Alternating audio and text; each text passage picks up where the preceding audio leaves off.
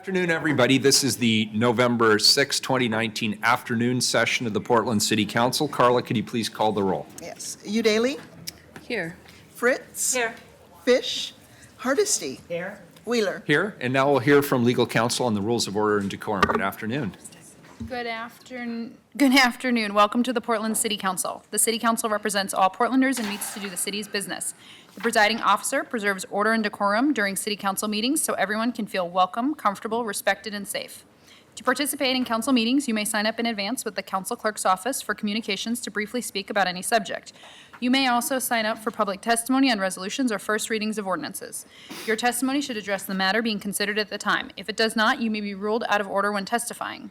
Please state your name for the record. Your address is not necessary. Please disclose if you're a lobbyist. If you're representing an organization, please identify it. The presiding officer determines the length of testimony. Individuals generally have 3 minutes to testify unless otherwise stated. When you have 30 seconds left, a yellow light goes on. When your time is done, a red light goes on. If you're in the audience and would like to show your support for something that is said, please feel free to do a thumbs up. If you want to express that you do not support something, please feel free to do a thumbs down. Please remain seated in council chambers unless entering or exiting. If you are filming the proceedings, please do not use bright lights or disrupt the meeting. Disruptive conduct such as shouting or interrupting testimony or council deliberations will not be allowed. If there are disruptions, a warning will be given that further disruption may result in the person being ejected for the remainder of the meeting. After being ejected, a person who fails to leave the meeting is subject to arrest for trespass. Thank you for helping your fellow Portlanders feel welcome, comfortable, respected, and safe. Very good, thank you. We have exactly one item today, but it's a big one and it's an important one. Carla, could you please read item 1026? Amend the comprehensive plan map, zoning map, Title 33, Planning and Zoning, Title 18, Noise Control, Title 32, Signs and Related Regulations, to revise the multi-dwelling residential designations and base zones. Colleagues, we're back today to continue the public hearing on the Better Housing by Design recommended draft and to introduce, discuss, and vote on amendments. To help reorient everyone on the proposals, the intent of the Better Housing by Design amendments is to expand housing options, address affordability, and improve design in Portland's multi-dwelling zones. And just by way of run of show, we're going to hear briefly from the BPS staff. I'd then like to call on Planning and Sustainability Commission member Daisy Quinones? Quinones. Am I getting closer? I want to see Daisy. We'll find out. And who will brief the council on the Planning and Sustainability Commission's vote in support. We will then take public testimony. I have a couple of housekeeping items with regard to public testimony. There were a number of people who signed up last time to testify and did not get the opportunity to testify. If you're here, could you just raise your hand so I can see you? And can you make sure, Carla, do you need them to come and confirm with you? Yes, if they could check in with Keelan right behind me here, that would be great. Just to make sure that you're still on the list. And I want to be clear, you can talk about whatever you want, the main motion, or you can talk about the amendments that are going to be presented today. People who are signing up today for the first time will only be able to speak to the amendments because the conversation about the main motion happened last week. So you either spoke last week or you didn't get to speak last week, but you signed up and you're going to get to speak first today. Now, there are probably some of you here who did speak last time on this, but who would also like to speak today. If that is the case, you can certainly do that. But since you've already spoken on the larger issue today, you can only speak on the amendments. Is that clear for everybody? And if it's not, ask me again later and we can go through that again. So I'm going to start off with our staff report from Bill Cunningham. Good afternoon, Bill. How are you today? Good. Good afternoon. Thank you, Mayor, and thank you, members of City Council. I did want to clarify something that you had mentioned. We will not have a Planning and Sustainability Commission the speaker today. Okay, I'm sorry. That happened on October 2nd. Okay, I'm sorry. I have old information. I'm officially going to recycle it. Thank you. That's fine. Now I'm going to move into where we are to kick this off. We've organized the agenda today into 3 parts. First, staff will briefly introduce the amendments that have been requested by city commissioners up to this point, the amendments to the Better Housing by Design recommended draft. And I should mention that the draft amendments were shared with the public last week, and we've included them in a memorandum to City Council dated November 5, 2019. One reason we would like to present a summary of the amendments is just to be clear that the public is aware of the amendments that have been requested up to this point, and that provides them an opportunity to provide testimony both on the broader recommended draft and the amendments. We suggest that council move and second these amendments prior to testimony, the idea being that while the initial presentation would be fairly brief, the full discussion and questions and answers would happen after public testimony. The second part of the agenda will be the public testimony on both the recommended draft and the draft amendments. After the close of testimony, the third part of the agenda will be moving on to discussion and votes on each of the major code and map amendments, followed by several minor or technical amendments we suggest City Council consider as a group. And with that, I'm going to launch into... Mayor, can I get clarification on something? Commissioner Fish. You had me until you said that your recommendation is the council put the group of all the amendments on the table and second them. Right. If there is no support on the council for a particular amendment, why are you recommending that we second it? Our thinking was really just to keep it fairly brief to begin with so that the public could provide testimony. And then once everything's on the table, be dependent basically on votes as to whether the amendments will stand or not. That was the general take, the idea of starting out with a brief summary and then following, really trying to get into public testimony. And if I may, Bill, and Commissioner Fish may not be aware, and Bill may be aware that I've been asked by at least one of our colleagues to second for the purposes of discussion, and as a courtesy, I generally extend that courtesy. Commissioner Hardesty. Thank you. I just want to make sure that we are going to take each of these separate amendments and vote on those separately at some point, because I don't want to give the impression that I'm supporting amendments just because there's a second that's been had. Yeah, so what we typically do is, particularly if we're discussing technical amendments or staff recommended amendments, we move those as a package, but any commissioner can pull any item out of that package at any time for separate discussion and a separate vote. So they are often presented as a package, but they do not have to be taken up as a package. So I'm going to recommend we not take them up as a package, that after all the testimony, that we take them one at a time, if that's okay with my colleagues. Any objection? Well, except for the technical amendments, right?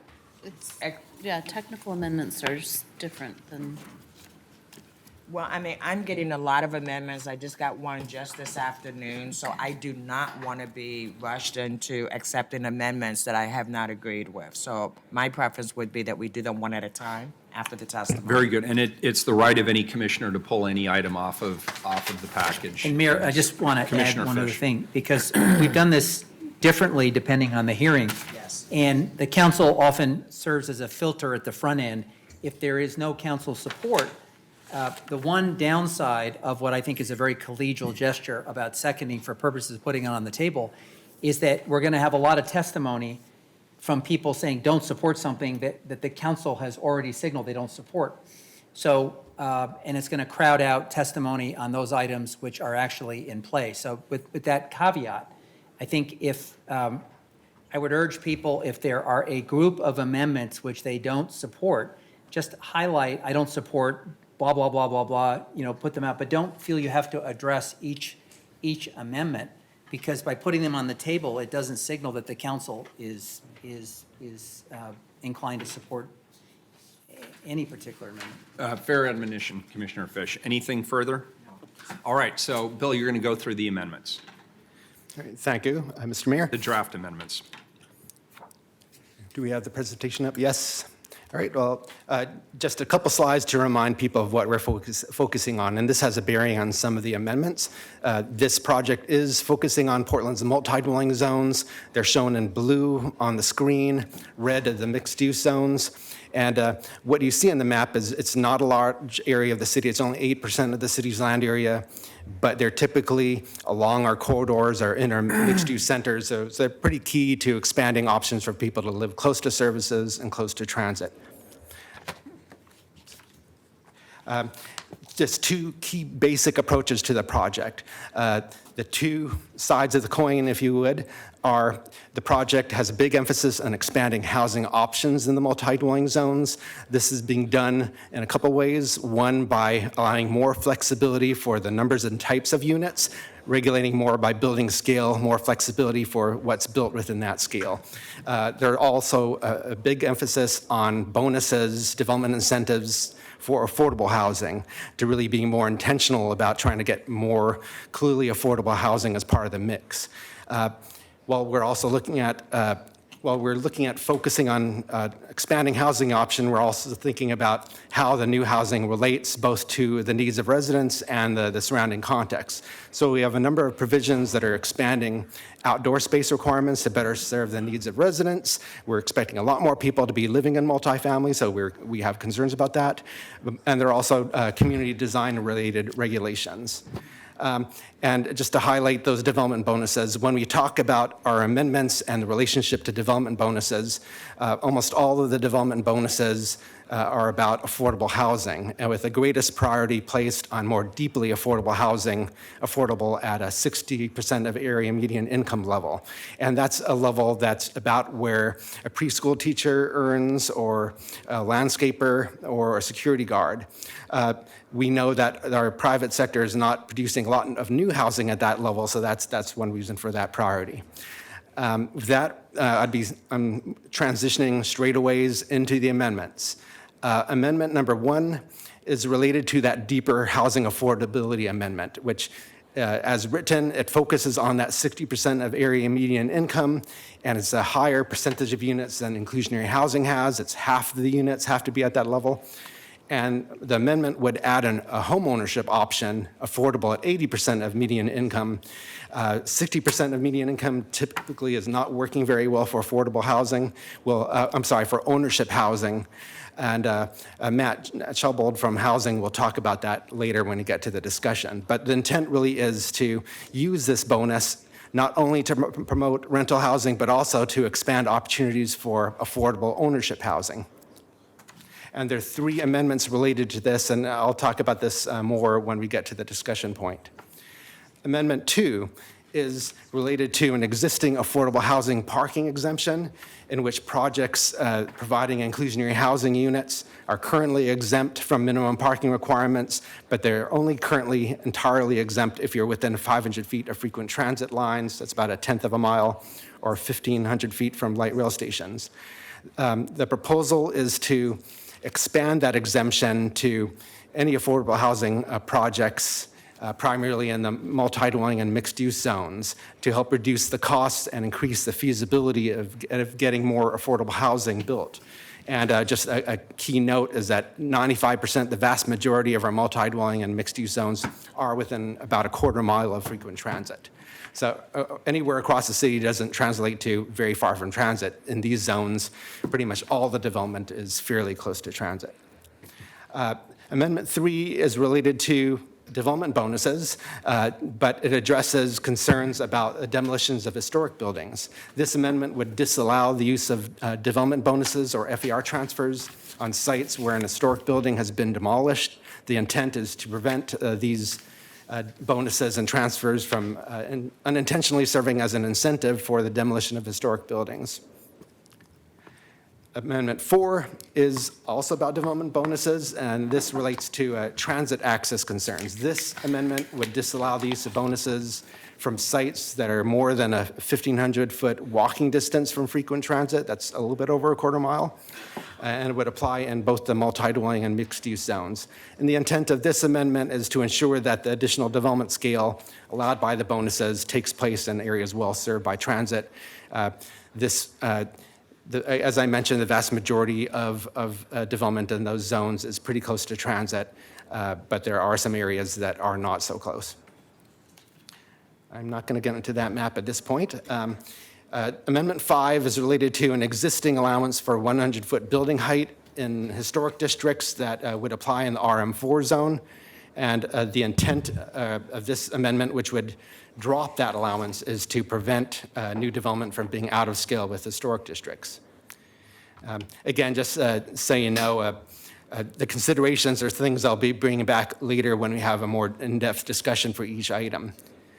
Amendment 6 is a proposal for an indoor common area requirement. And this amendment would require that large sites more than 20,000 square feet include indoor common areas such as indoor community rooms or recreation rooms, in addition to proposals for a required outdoor common area for large sites. And the intent of this amendment is to ensure that we have some indoor community space that can be used in all weather and support activity and social interaction, even when you have inclement weather during much of the year.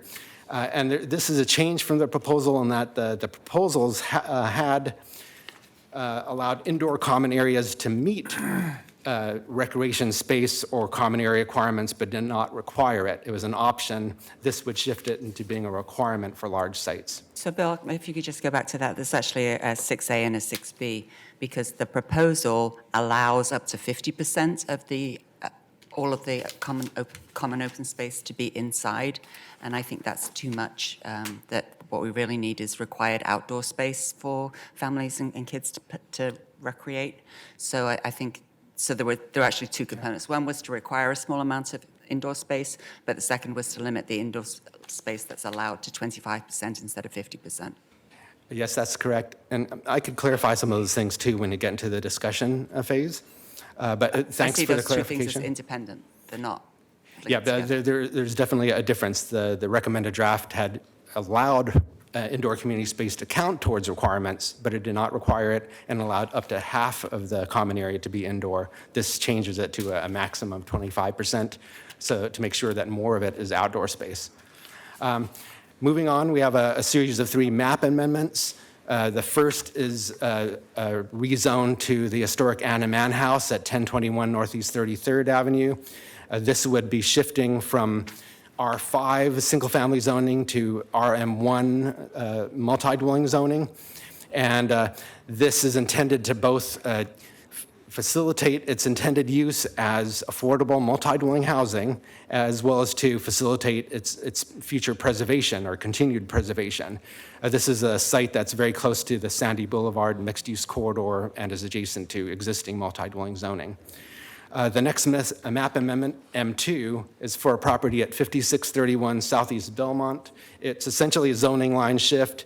It would be shifting the rear portion of the property, which right now is split zoned, into the RM1 multi-dwelling zone. Currently, the zoning line cuts through the structure, which really limits its ability to be used for a number of purposes. The third amendment is related to the Kings Hill Historic District.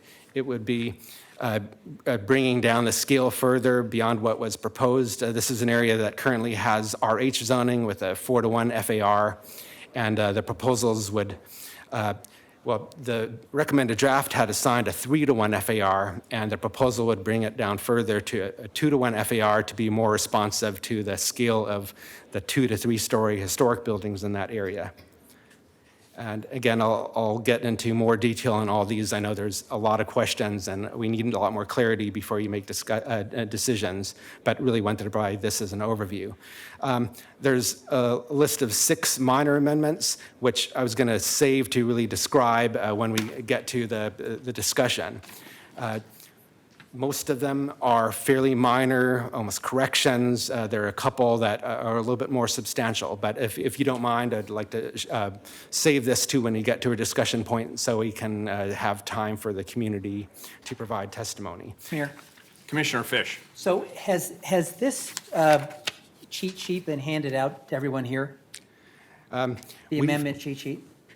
We have a table that we've shared publicly with the people, and we've had some copies out front. So anybody who's here today has a sheet, that if they want it, has a sheet that lists all the amendments and has the commentary We have a pile of some copies of it out front. of this document? Yes. I also want to clarify something for commissioners. We had provided a memo, I think it's 38 pages, that has both a listing of those amendments in short form, but then because you'll be actually voting on whether to replace the code and you'll be voting on the specific code, this document has the full code and commentary.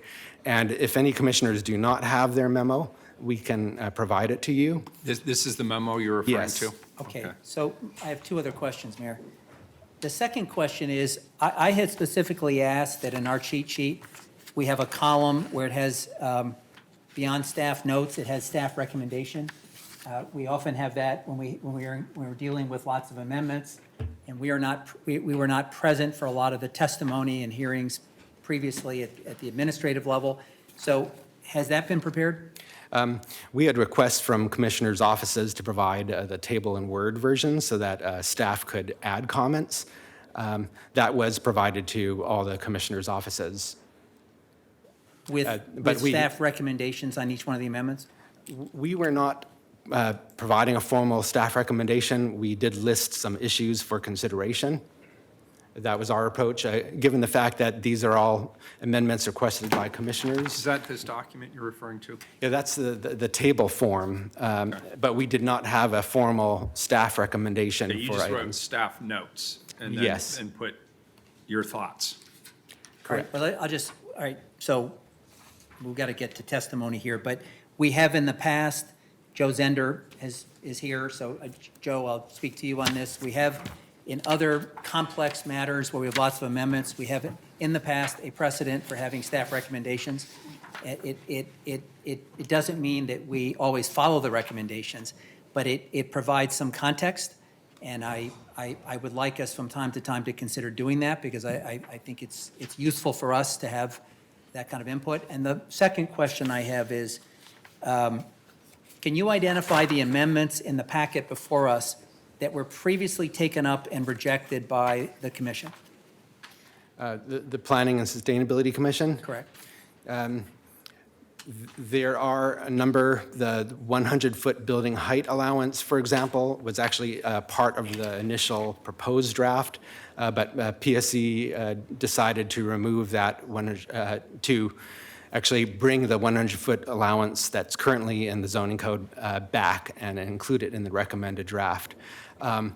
The other items have not really been a focus of discussion. They did not discuss the idea of an affordable option for deeper affordability, or the other ones would be new items that PSC had not considered.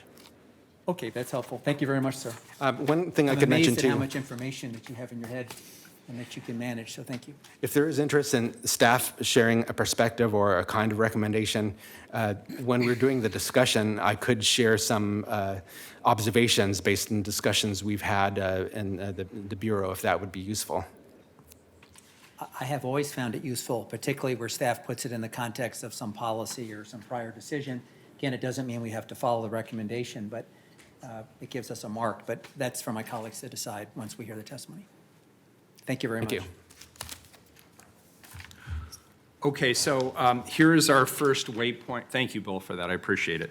We have our first waypoint. What we could go one of two ways, and I want to revisit what Commissioner Hardesty had just asked. We could move the major code map amendments in the package of minor amendments for the purposes of discussion. In other words, we wouldn't be voting on them, but we could move them, put them on the table for the purposes of discussion at this time. Or alternatively, Commissioner Hardesty, if it is your desire, we could go through them one by one to put them on the table. It's your call. For the minor ones, I have no problem with putting them all on the table for the purpose of discussion. Is that a motion? So moved. Second. We have a motion and a second. The minor amendments are now on the table as a group. With regard to the major code amendments, do you want us to pull those out individually for discussion? Because what we're doing right now is simply putting them on the table. So we're not saying we support them or don't support So them. can I The be heard on question that? is, I just- Commissioner Fish. I think if I'm hearing my colleague correctly, if we put them on the table as a package, we dispense with having to read each one and go through this. That's correct, and there's quite a few. But we have preserved our right to have each one taken up and discussed and voted on separately. That I believe is what you wanted to have on the record, is that correct? That is correct. Okay, so can I get a motion then to put the major code amendments on the table? So moved. We have a motion from Commissioner Fish. I'll give the second to Commissioner Fritz, who is very close to the motion. And I believe I also have to move the map amendments. Can we get a motion on the map amendments, please? So moved. We have a motion, and we have a second.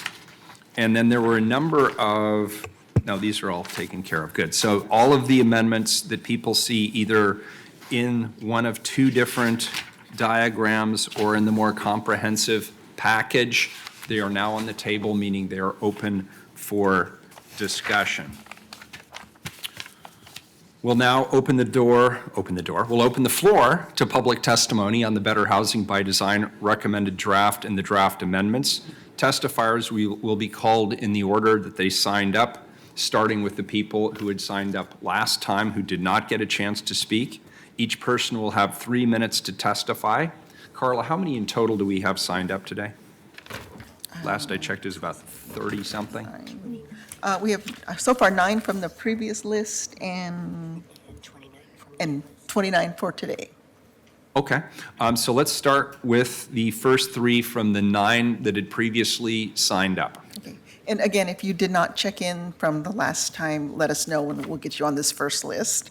So the first 3 I have are Brooke Best, Zoe Powers, and David Scholhammer.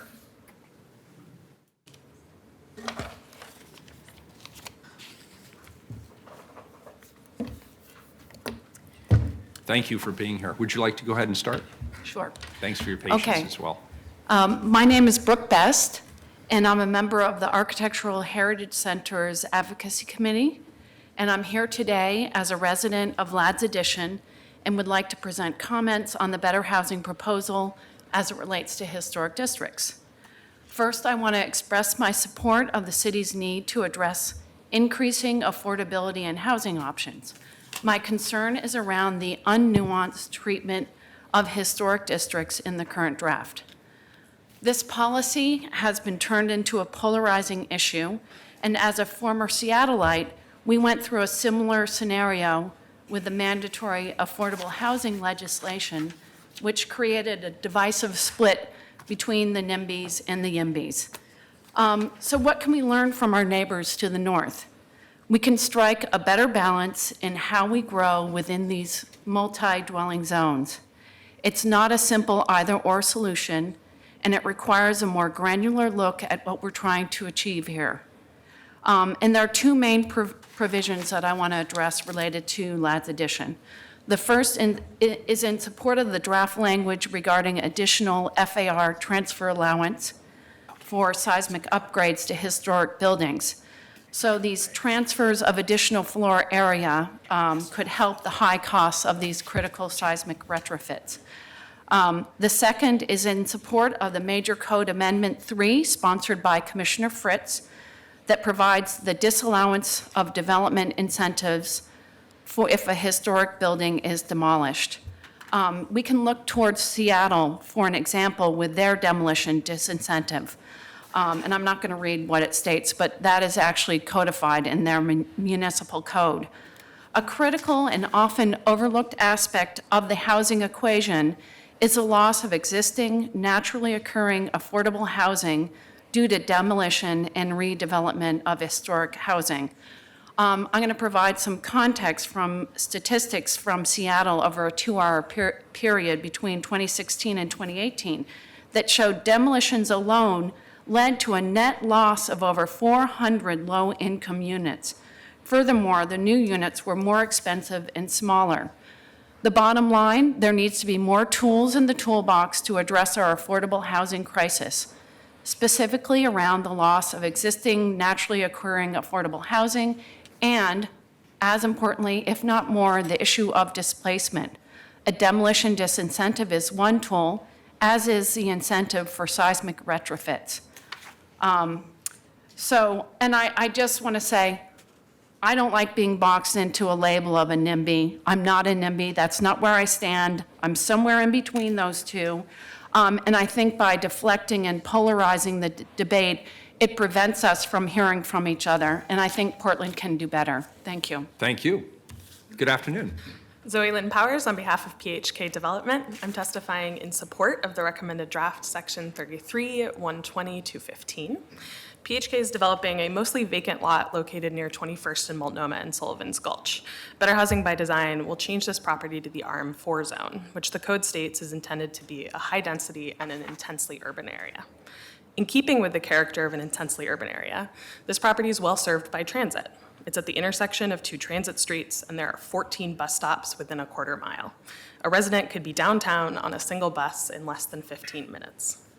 The RM4 code recognizes that such sites, well served by transit, are opportunities for the city to build additional density and housing opportunities close into the city center. The wrinkle with the prior code was that the term transit station is narrowly defined as a location where light rail vehicles stop to load or unload passengers.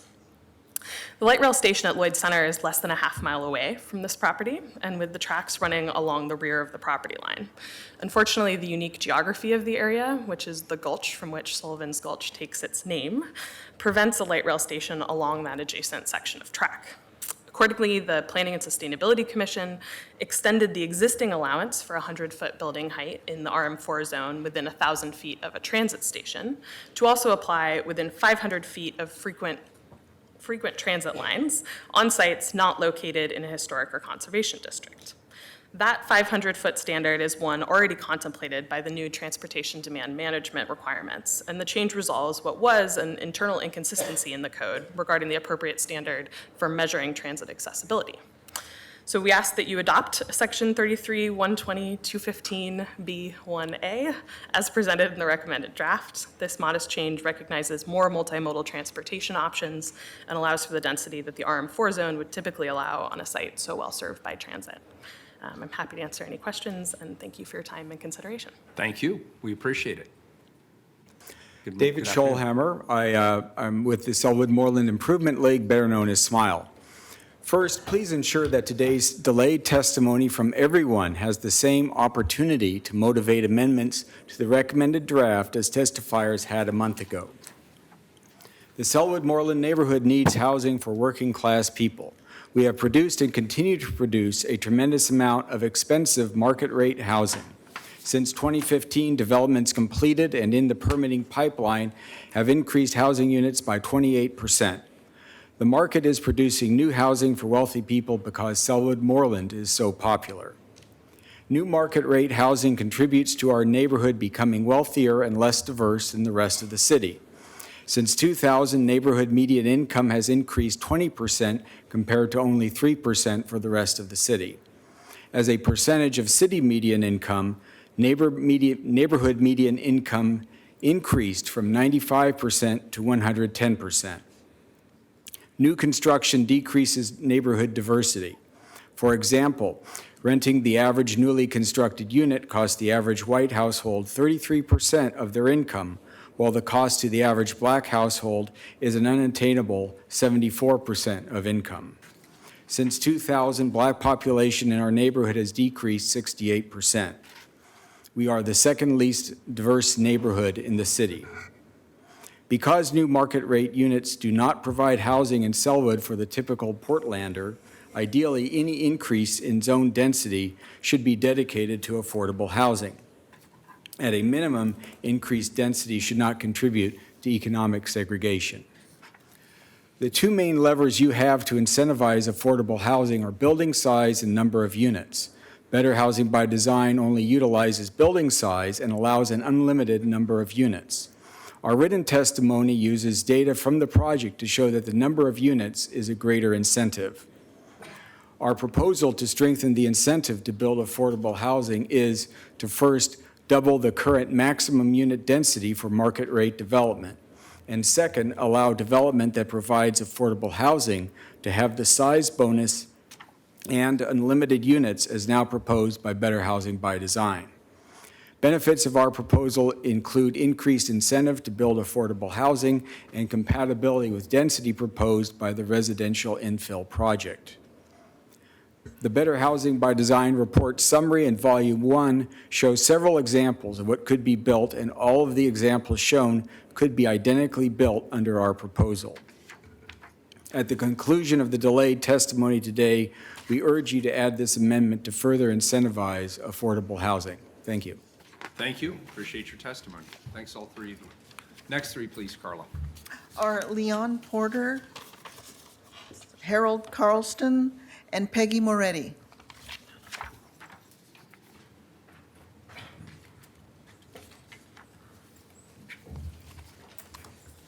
Good afternoon. Good afternoon. Hi, I'm Leon Porter, and thanks for the opportunity to testify. I generally support better housing by design, and I also strongly support Mayor Wheeler's proposed amendments, which will help to increase the supply of affordable housing and reduce its costs. But rather than repeat my written testimony, I'd like to recommend two other possible amendments that would also advance those goals. First, please introduce an amendment to allow single-room occupancy buildings by right in the RM1 zone. For decades, these SROs have played a major role in preventing homelessness by serving as inexpensive, unsubsidized housing for very low-income singles and couples. But as you know, most SROs have disappeared as the zones where they're allowed have grown more expensive. The Portland Housing Bureau has rightly started to allow a little more socioeconomic diversity in a few more neighborhoods. SROs are allowed by right in all other multifamily zones, so let's at least make this slight incremental improvement by allowing them in the RM1 zone too. Okay, at the October 2nd hearing, I really appreciate, please consider, Portland has at least two very wealthy single-family neighborhoods that both have racially exclusive histories and that are both right by MAX stops, Laurelhurst and Eastmoreland. In both neighborhoods, the original historic motive for single-family zoning was apparently to keep poor people and minorities out. So why exactly are we preserving the exclusionary single-family zoning in these wealthy neighborhoods? I'm happy about Mayor Wheeler's amendment to upzone the Manhouse lot, and I would love to see a broader amendment to upzone all portions of Laurelhurst and Eastmoreland within half a mile of the MAX stops to RM1. This would open both neighborhoods to greater diversity. Okay. Thank you for your time. Thank you. Appreciate it. Appreciate you. How you doing? Good afternoon. Thank you again for letting us come in and testify. Thank you after for coming October. twice. The Yeah, thank you is from absolutely. us to you. Took Thank time off you. work for this twice now, so. Yeah. Anyway, Mayor Wheeler, Commissioners, I want to thank you for that. As a lifelong resident of Portland and 26-year resident of East Portland, specifically east of 122nd, in the northern portion of the light rail corridor, south of Gleason but north of Burnside, I wanted to offer a few perspectives and observations that I haven't heard expressed yet. While I understand the need to increase density, the rate of the increase is a bit troubling for a few reasons. During my 26 years of residence in this area, as an example, the zoning density of my specific residential property has increased from R10, which I believe allowed one family resident on 10,000 square feet, to one residence per, to 10 units of residence on the same property. That simply, to me, is housing without a connection to the area.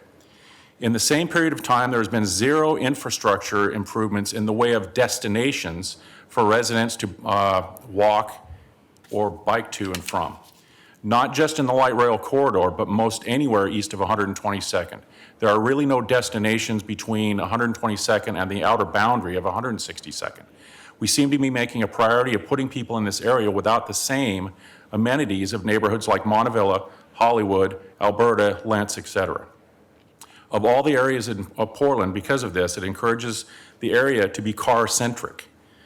Without a change in focus to encourage or incentivize development of commercial or retail in this area, it will continue to be car-centric, whether we like it or not.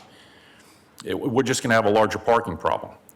Just to be clear, I'm a self-professed car nut that enjoys working on and caring for classic cars as a hobby, And I use PIR as an example for some of my enjoyment. And so of all people, I understand that automobiles are not self-sustaining in the long run. But I only drive one car at a time. If the push is for incoming residents to use taxis, Uber, Lyft in addition to transit, keep in mind that it's still a trip in a car. The only thing that has changed is the ownership of that vehicle. Encourage developers to build destinations in the area, and in theory, more walking and biking should occur. Concurrently with these zoning changes, to higher density without focus on destinations in the area, access to education and employment has pinched down traffic on Gleason to 2 lanes from 4. And did I mention that there's no employment in that area? At the same time, better housing by design is potentially restricting off-street parking with new housing development. Again, this only makes sense if there is a destination within the area. The argument has been made that if development within 500 or 1,500 feet of rail, there should be 0 parking allowed. I think this is short-sighted. Thank you. Thank you. Good afternoon. Good afternoon. I'm Peggy Moretti with Restore Oregon. Restore Oregon supports the overarching goals of better housing by design and the broader quest for housing affordability. We believe that historic districts and individual historic buildings have an important role to play in that effort through conversion of old buildings into housing, sensitive new infill development, ADUs, and the internal conversion of large homes into multiple units. The only thing we really get concerned about is the compatibility of new development inside of historic districts and policies that incentivize even more demolition of historic structures. Demolition wipes out forever the cultural heritage and character of a place, wastes vast quantities of materials and embodied energy, releases toxins into the environment, adds to climate change, and what replaces it is always more expensive. Therefore, Restore Oregon would like to call out our support in particular for the following better housing by design provisions. The special definition of the RM4 zone in historic districts, additional FAR transfer allowance for seismic upgrades to historic buildings, and the revised zoning of the Alphabet Historic District. Of the proposed amendments that are being considered today, we'd also like to register our support for the map amendments, M1 and M2, for the property on Southeast Belmont and for the Anna Mann House, which I would like to point out is an excellent example of how a historic property can be repurposed as affordable housing, and it has the full support of the Laurelhurst Historic District. Amendments 5 and M3 that strive for compatible scale of new construction within historic and conservation districts, which is also a stated goal of the city planning.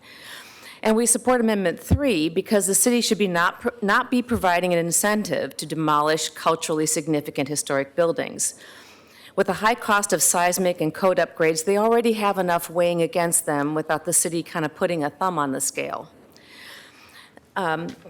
Echoing a previous speaker, I just want to object to a pernicious idea that seems to be circulating that we have to choose between retaining the historic fabric of our communities and developing affordable housing.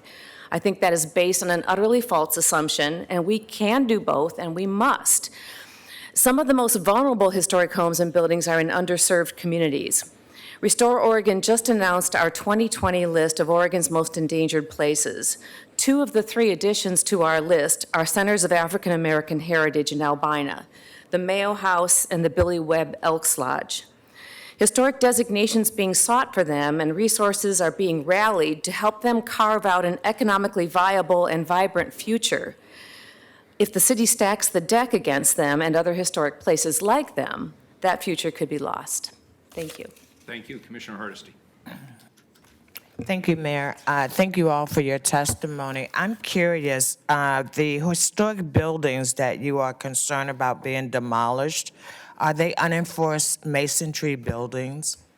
I'm sure some of them are, not all of them. I'm speaking broadly, but yes, the fact that the seismic challenges do create some obstacles in cases where they are where the costs are starting to become prohibitive, yeah. Especially if they are nonprofit housing, low-income housing buildings. how do you propose we keep people safe in buildings that will fall down if an earthquake happens without actually creating opportunities to actually, maybe it needs to be torn down and we need to be building something else? Well, I think that it's true that not every old building is sacred, for sure. But I think we need to have the ability to make those kinds of thoughtful decisions about where there are unreinforced masonry buildings that have been seismically upgraded, have been converted into affordable housing, and have or continue to serve in whatever capacity really matters within that community and in whatever cultural heritage that embodies. We, as a whole tangent or parallel topic to this, is the fact that Oregon has the worst financial incentives of almost any state in the union for historic rehabilitation, and we definitely need to be seeking tools that will help offset the costs of seismic and make sure that we don't lose things. We are like dead last out of 50 states on that. So there is a whole lot of other things we could be doing along with this, but I think we just don't want to incentivize the loss of these buildings when they could serve very important functions if they stay standing. Could I ask you a question? And I won't ask everybody questions, but I know this is an important issue, and I know it's one that you've been actively engaged in, so I want to get your perspective. So I'm trying to figure out why these amendments would be needed. The staff notes here suggest, it says, first of all, there's been very few demolitions. Well, let me back up. First of all, I directed this year that we would do an update to the historic resources inventory. So that's kind of step number one. And then the staff indicated here that I'm looking at 3, the staff notes. Demolition of contributing structures in historic districts such as the Alphabet and Kings Hill historic districts and historic landmarks are subject to city council review. And because of that, through the type 4 demolition review, there have been very few of these demolitions to date. And then it goes on to state that for locally designated historic resources, including contributing structures in conservation districts, such as Mississippi Avenue's Conservation District, there is only a demolition delay procedure, which limits the ability to prevent demolitions. So I'm trying to figure out how this amendment would really change the status quo significantly, because there's already a procedure in place that's a very high bar, which is it has to come to us for contributing structures. I think I get concerned that the financial picture becomes so out of balance between the upside or the profit that can be made by demolishing and replacing something versus the political hurdle that might have to be crossed to try to replace it. And there's a lot of buildings out there that haven't gone through designation, but official historic designation, that still have, I think, all kinds of great potential to serve in a very meaningful way still in the community. So I just think that at some point the economics start to really skew things, and the politics can shift very dramatically from year to year. And then wouldn't the flip side here be, though, because the way this amendment is written is it says you disallow the development bonuses or FAR transferred on sites. So it's not specific to a developer. It's on sites where an historic building has been demolished any time in the prior 10 years. And so it could be that it's an historic structure that is one of the kind that Commissioner Hardesty just mentioned, as opposed to one of the jewels that we're all thinking about that we definitely want to preserve and protect. I would grant you some wiggle room on the whole 10-year thing. I think sometimes people pull buildings down, sit on it for a little while, and hope everybody forgets, and then they want to go in and build something new. But yeah, I mean, I take your point that there's nuance there. Yeah, it's a good discussion, and I appreciate your being here, Commissioner Fritz. The 10 years was suggested by staff, and so when we get to discussing it, we can ask them why. Yeah, I was just curious. We had an expert here. I didn't come up with that number. Yeah, no, I know. Great, thank you. But I appreciate the concept. Yeah, appreciate your testimony, all three of you. Thank you. Next 3, please, Carla. Are Emma Calloway, Greg Thiessen, and Joselle Johnson.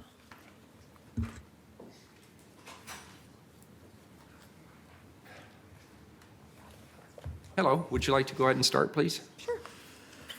You're flying solo at the moment. Great.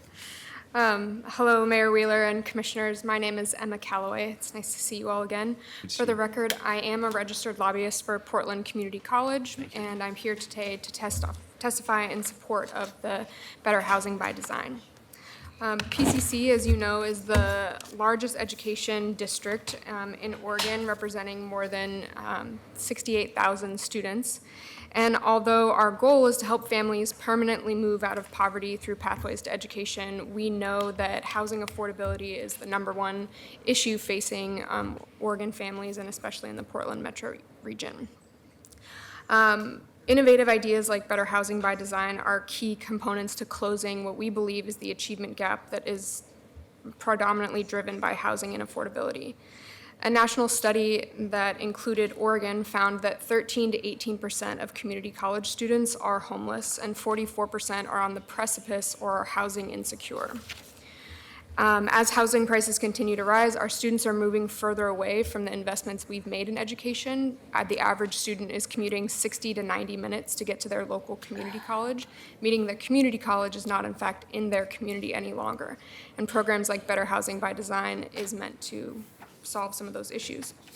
Beyond the value that this will bring to our city, we also hope at Portland Community College we might be partners with you in building affordable housing in the coming years, and we look forward to the ability to think creatively the way that Better Housing by Design may give us that ability. So thank you very much for being part of the solution. Thank you, and thanks for the proposed partnership. We appreciate it. Commissioner Hardesty. Thank you, Mayor. Excuse me, what data do you have that shows housing is the reason for the achievement gap?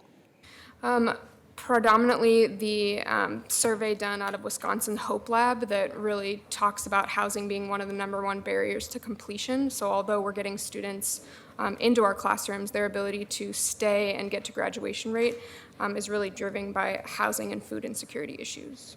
I think that that's a slippery slope to assume that based on a Wisconsin study that would be true here in Oregon. That caught my attention because I know achievement gap is caused by a whole lot of reasons. Absolutely. And you are attributing it to a lack of affordable housing, so.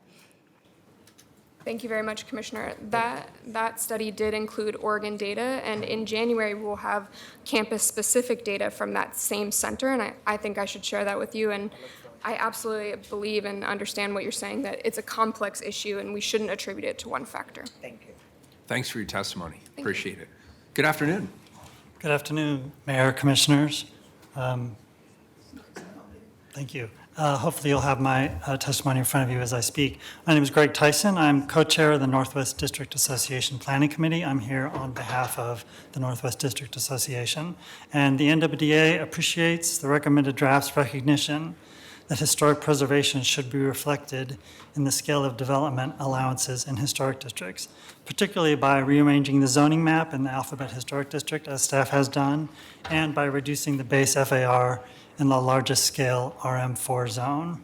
In particular, I'm here to speak in support of Amendment 5 as offered by Commissioner Fritz, and that is to request the removal of the allowance in historic districts for 100-foot tall buildings within 1,000 feet of a transit station.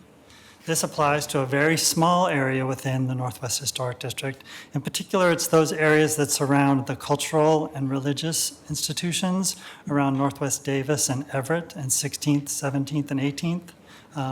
And I would point out, as has already been pointed out, that original Planning Bureau staff proposal excluded historic districts from the 100-foot allowance to prevent heights that are not compatible with historic context.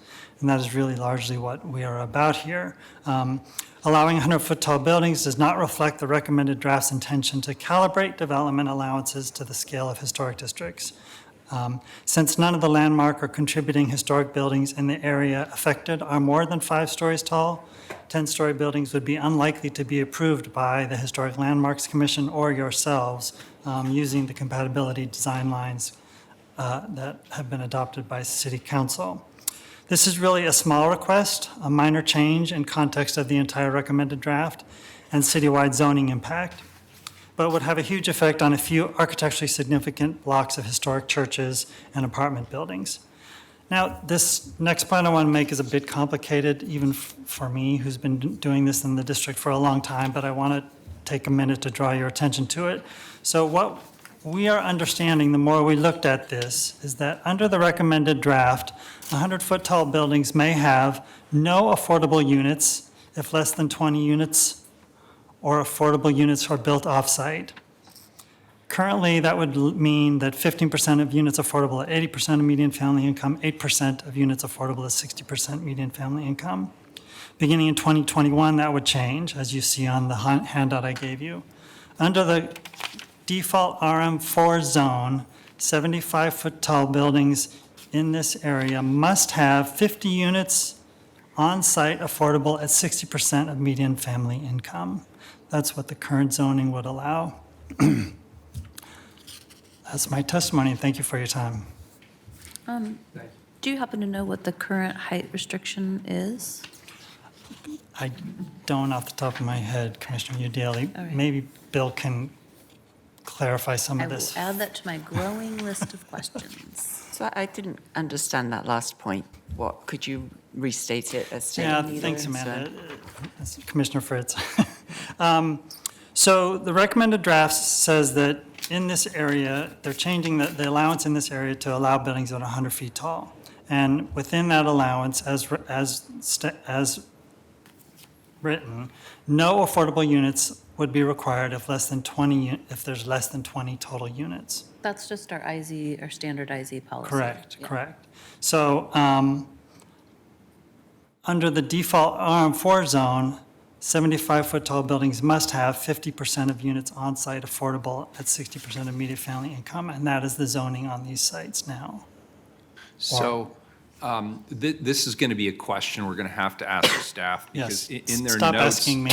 in their notes, they have further confused me by saying this is an existing height allowance that currently applies in the RH zone in areas mapped for 4:1 FAR, and these areas are being assigned RM4 zoning as part of the recommended draft. So again, I'm not clear on why an amendment would be needed, but we don't need to sort that out now. I just want to flag, as Commissioner Udaley did, that there's a question we have to ask here. Well, And that's great that we elevated that question.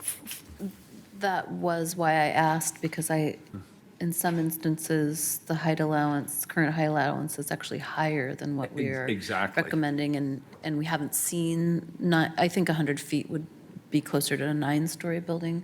We Yeah. haven't seen development even with those allowances, so something to get clarified from Yeah, staff. and there are opportunity sites here, and I think it's important that we be conscious of that. Okay, Quite a cool. few parking lots. Thanks for your testimony. Good discussion. Good afternoon. Hi, my name's Joselle Johnson, and I'm also from the Northwest District Association.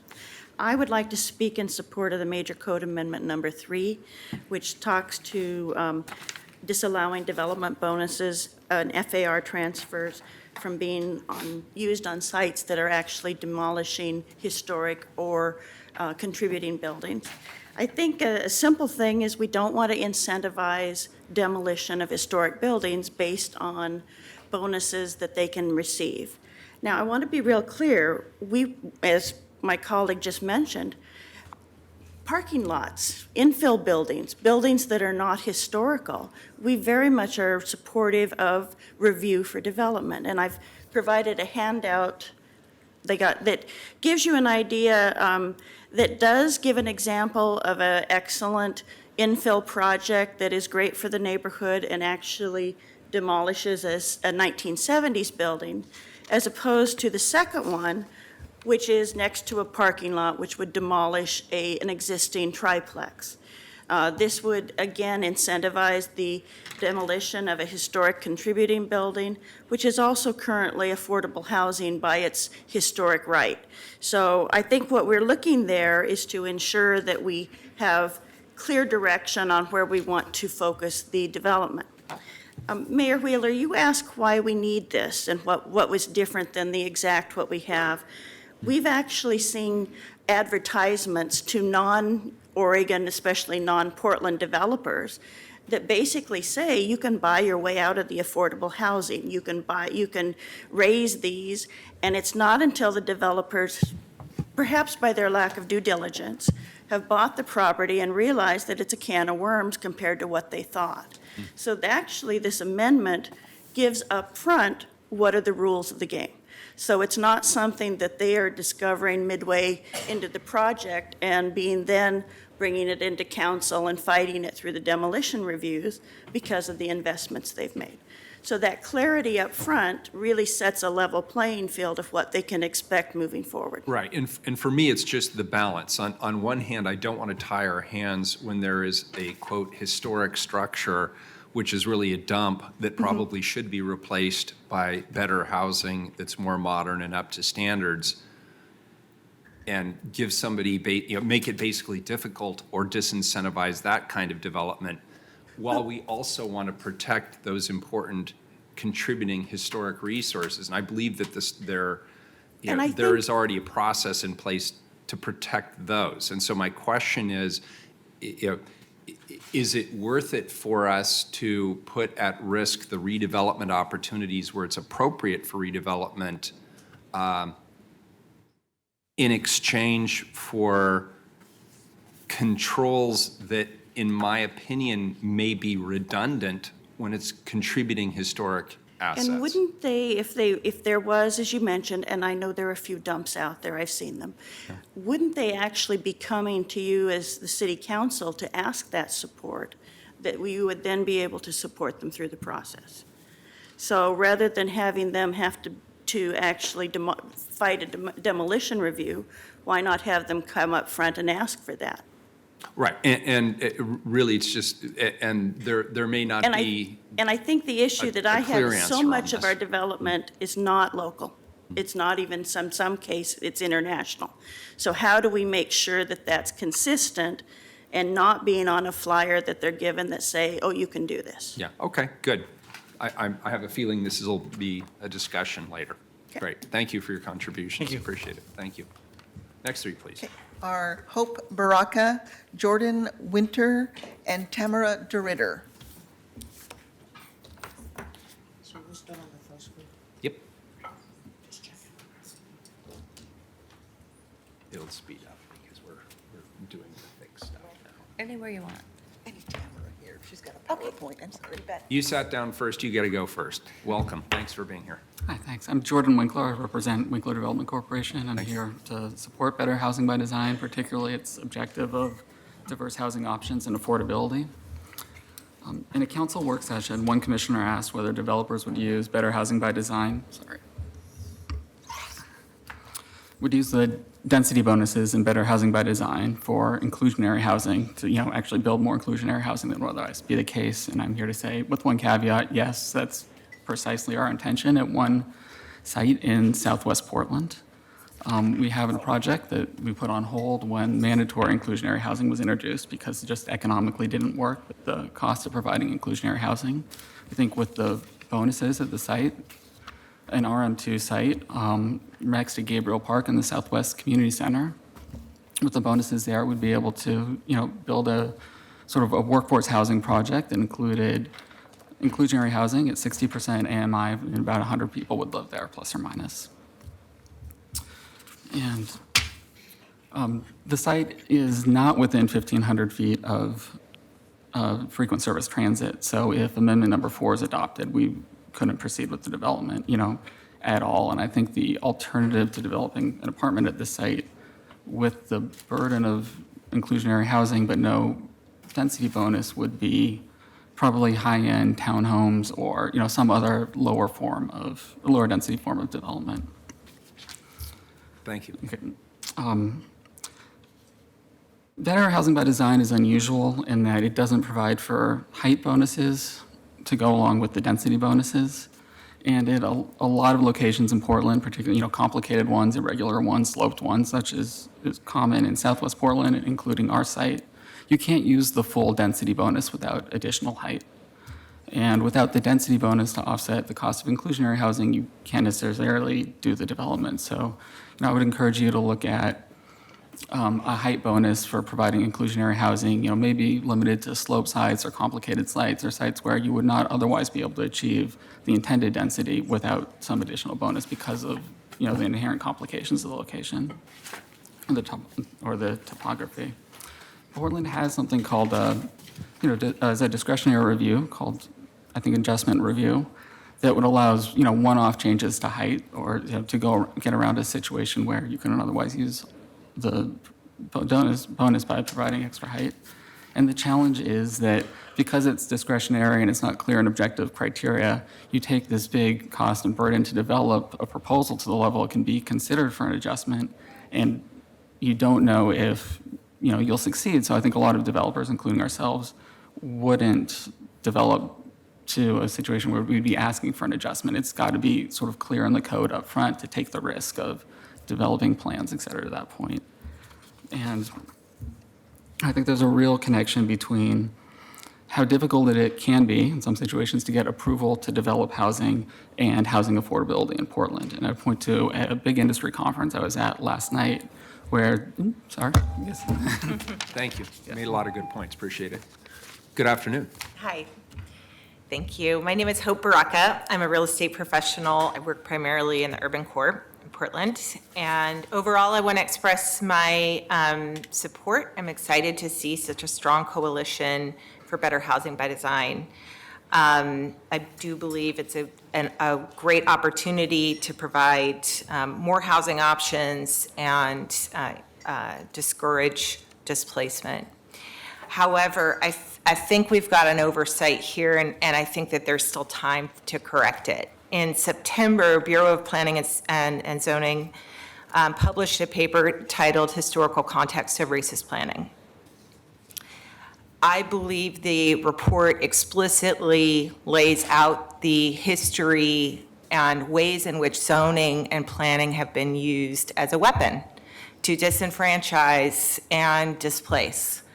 And while we're making these massive changes, which are so needed and so welcome from my perspective, we have an opportunity. We have the research and the educated professionals to provide context, and community members, I'm sure, who would be begging to have a seat at the table and talk about how these zoning changes can encourage more parts of our community to thrive under planning and zoning. So I'd like to ask if the City Council would make a commitment to taking a look at that paper and using it, frankly, as a test to review the Better Housing by Design and specifically the amendments. What I want to speak to specifically with regard to the amendments being reviewed today is the question really, how are we potentially codifying this history of racist zoning? For example, with amendments numbers 3, 4, and 5.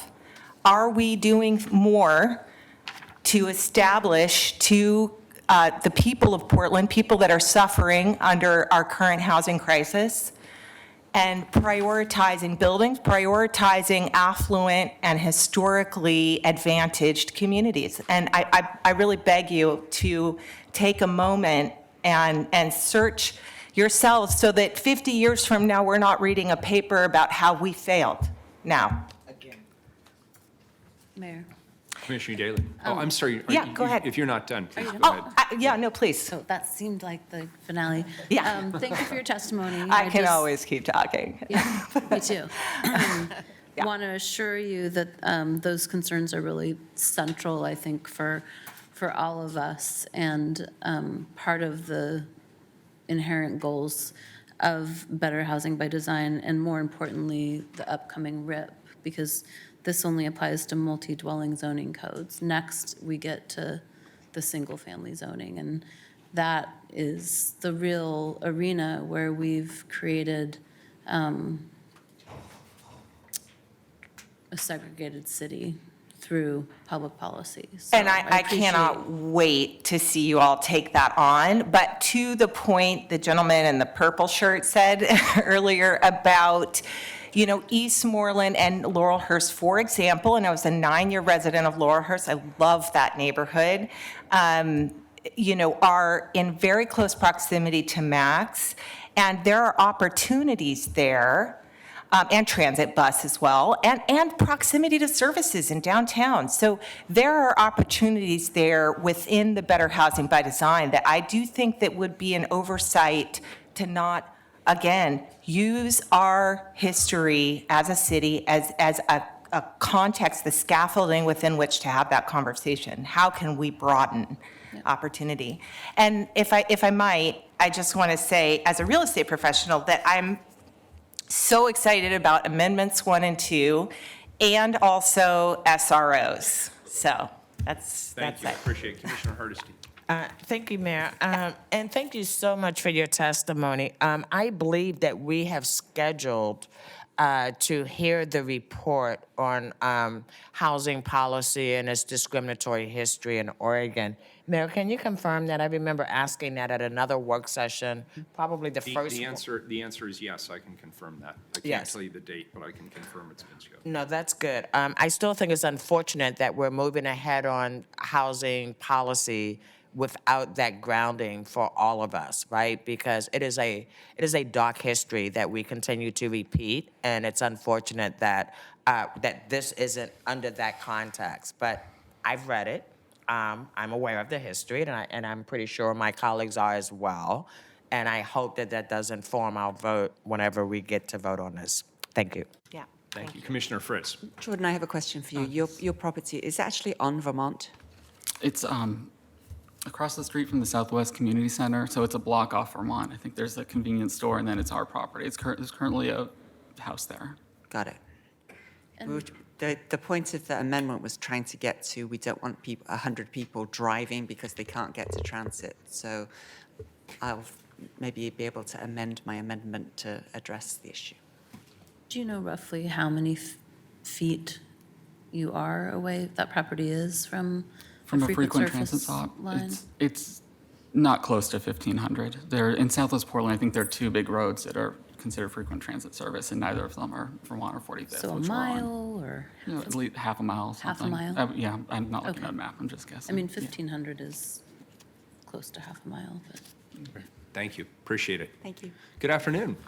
Good afternoon. I'm Tamara DeRitter. I'm here to testify as an individual, even though I'm the chair for Rose City Park Neighborhood Association. I'm also the principal for TDR and Associates Land Use. And I want to begin by stating that there needs to be enhanced air quality filtration systems or other pollution mitigation needs that are needed for the multifamily units in the multi-dwelling zones.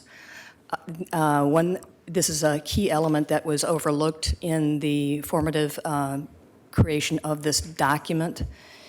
And Section 2 failed to include sections of the comprehensive plan that require this type of vigilance.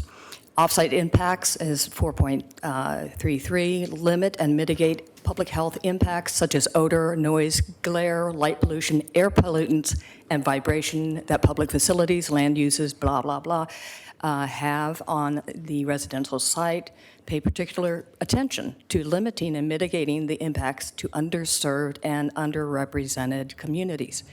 Noise impacts, that is also a key, and one thing that you will find is that all of the majority of the multifamily is along corridors and freeways that present the biggest influx of diesel emissions. And so what we're doing is polluting the highest density and the most vulnerable. Our Oregon land use system is impaired because it does not deal with air quality. It defers everything to DEQ. I identified this as an issue to the Planning and Sustainability Commission in 2011 and said we have the zoning backwards. We should have the low-density residential next to the highest travel corridors, but we don't. And they said, well, we need to mitigate it then. We're not going to reverse our plan. So here is the opportunity to mitigate. Right now in the Rose City Park neighborhood area, you can see that, of course, I-84 is a major regional truckway for freight. Priority truck streets include Sandy, and then you have major truck streets that are like Cully. There you have the residential shown in purple that is being rezoned, and the darker yellow tan. All of those areas are going to be high-density residential. That's in part of this plan.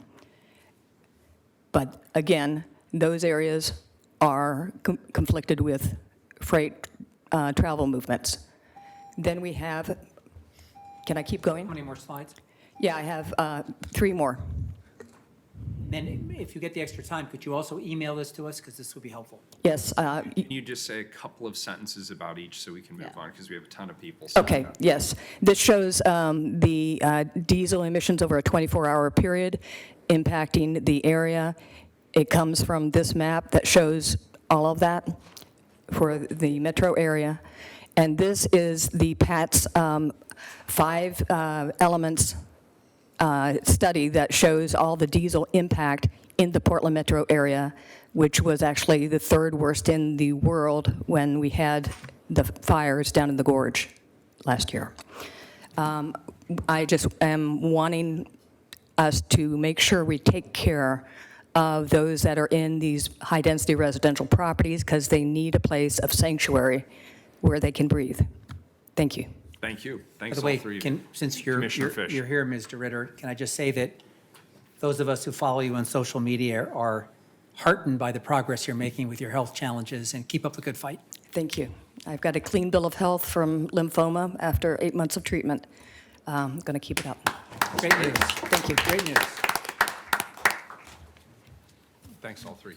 Next three, please, Carla. Oh, that completes, if I have my notes correct, then that completes the people who signed up last month. Is that correct? Correct, unless So we're on somebody to today. And didn't how hear many their name. people have signed up for today? I'm sorry, I've got 40, I'd say about 35. Okay, and just, I want to confirm with legal counsel, testimony needs to be narrowly tailored today to the amendments. Is that correct or no? No, only No. people Okay, who've so already testified. forget anything I just said in the last 25 seconds. We'll take the first three. Sorry. First 3 are Anna Kemper, Christy White, and Madeline Kovacs. And they'll be followed by Sarah Iannarone, David Binning, and Vicky Streha. Good afternoon. Welcome. Could we go ahead and start with you, please? Right, hello. Can you hear me okay? You bet. All right, good afternoon, Commissioners and Mayor Wheeler. My name is Anna Kemper, and I'm here today on behalf of Sunrise PDX. We're a growing movement of young people who are worried about climate change and invested in creating a just and sustainable future. Thank you for your time this afternoon and your work so far on this issue. So I'm 23 years old. I was born and raised in Portland, and this is the first time that I've testified at City Hall. I was motivated to testify today because I'll be 34 years old when my climate fate is sealed. It's 11 years from today. The IPCC has stated that we must have radically transformed our societies and our economies within 11 years in order to prevent the worst impacts of the climate crisis. And I sit in front of you today, terrified at what my future holds, because I don't see those in power taking seriously the threat our planet and my future is facing. Conservative estimates show that by 2050, 1 billion people will be displaced by climate change. Rising sea levels and raging wildfires threaten cities across the globe. We are already seeing thousands of folks making their way from Central America to seek asylum at the US-Mexico border due to their homes becoming inhabitable due to climate change. The challenges that we face due to the current and future impacts of climate change also bring new opportunities to create dense, walkable, livable spaces for anyone to enjoy. I'm here today because it must be understood housing policy is climate policy. Even if everyone were to immediately transition to electric cars, attached homes would contribute significantly less emissions than detached homes do, and dense housing in walkable or transit-accessible neighborhoods means people emit significantly less carbon in their daily commute. Every 6-story building in an urban, transit-connected neighborhood represents the opportunity for dozens of Portlanders to live a lower carbon life instead of being priced out of it. Please give me and my generation this opportunity. So I urge you today to support the passage of the Better Housing by Design proposal with the modifications that you've seen recommended by Portland Neighbors Welcome, Portlanders for Parking Reform, and the numerous environmental justice and housing justice groups who have provided testimony. I'm 23. I'm no expert in housing policy. I don't know the ins and outs of zoning codes or housing policy jargon. However, myself and my peers and my generation are keenly familiar with our rising rents and our rising oceans. At this moment in time, you have the opportunity and frankly, a responsibility to take a bold stance and approve zoning codes which work for the city and create safe, livable spaces for those wanting to live there. Refusing to take a strong stance on climate action will have a devastating impact on my and my peers' lives. We have an ever-shortening window of time in which we can be proactive about the future, and I demand that you take action to mitigate the impending impacts of climate change. My fate is in your hands to demonstrate actual leadership in these housing and transportation reforms in accordance with the crisis we face. These are the demands of Sunrise PDX, a powerful and growing movement of young people who are taking action to demand justice for our future. Please pass the recommended changes to the Better Housing by Design proposal. We'll be watching. Thank you. Commissioner Fritz. Thank you so much. I share your extreme concern about the crisis. So I want to, and I know you're not an expert, but I'd like your opinion as somebody who cares passionately about climate change. We just heard about a proposed development of 100 units, and I just looked it up, and it's 1.4 miles from a frequent transit service. Do you think we should have the code say that it's okay to put people so far from transit that they're not able to, and there's not a sidewalk either? It's a great question, right? What do you think? I'm also speaking, I've been paying close attention to the what's going on with Metro and the proposal happening, that will, the bond measure that will be passed in 2020. And so I think, we can't talk about housing policy. Well, we're not talking about transportation policy as well. I don't know if I have a great answer for you. I think we need to be doing both. We need to be creating more accessible transit options while we're also creating dense housing. And I think those go hand in hand. Good answer. A+. Good afternoon. Good afternoon. I'm Christy White, representing Oregon Smart Growth and the local developers that comprise that group. And I'm here to testify against Amendments 3, 4, and 5. Proposed Amendment 3 is the one that would take away the FAR bonuses and FAR transfers for sites that have a demo of a historic building in the past 10 years. First, this runs afoul of the recently entitled bonus and transfer system that encourages affordable housing and seismic upgrades through a very well-considered bonus system. The bonus is not just a give me, it was a fundamental offset allowing those properties to actually develop the number of affordable housing units that are envisioned by the city.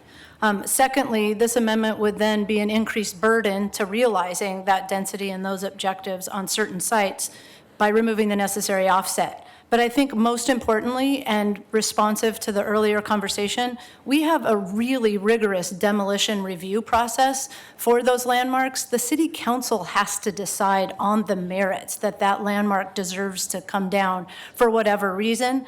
And once you make that decision, why further punish the site and your own public policy objectives by not allowing the bonus and transfer system that incentivizes both seismic upgrades to other resources and affordable units.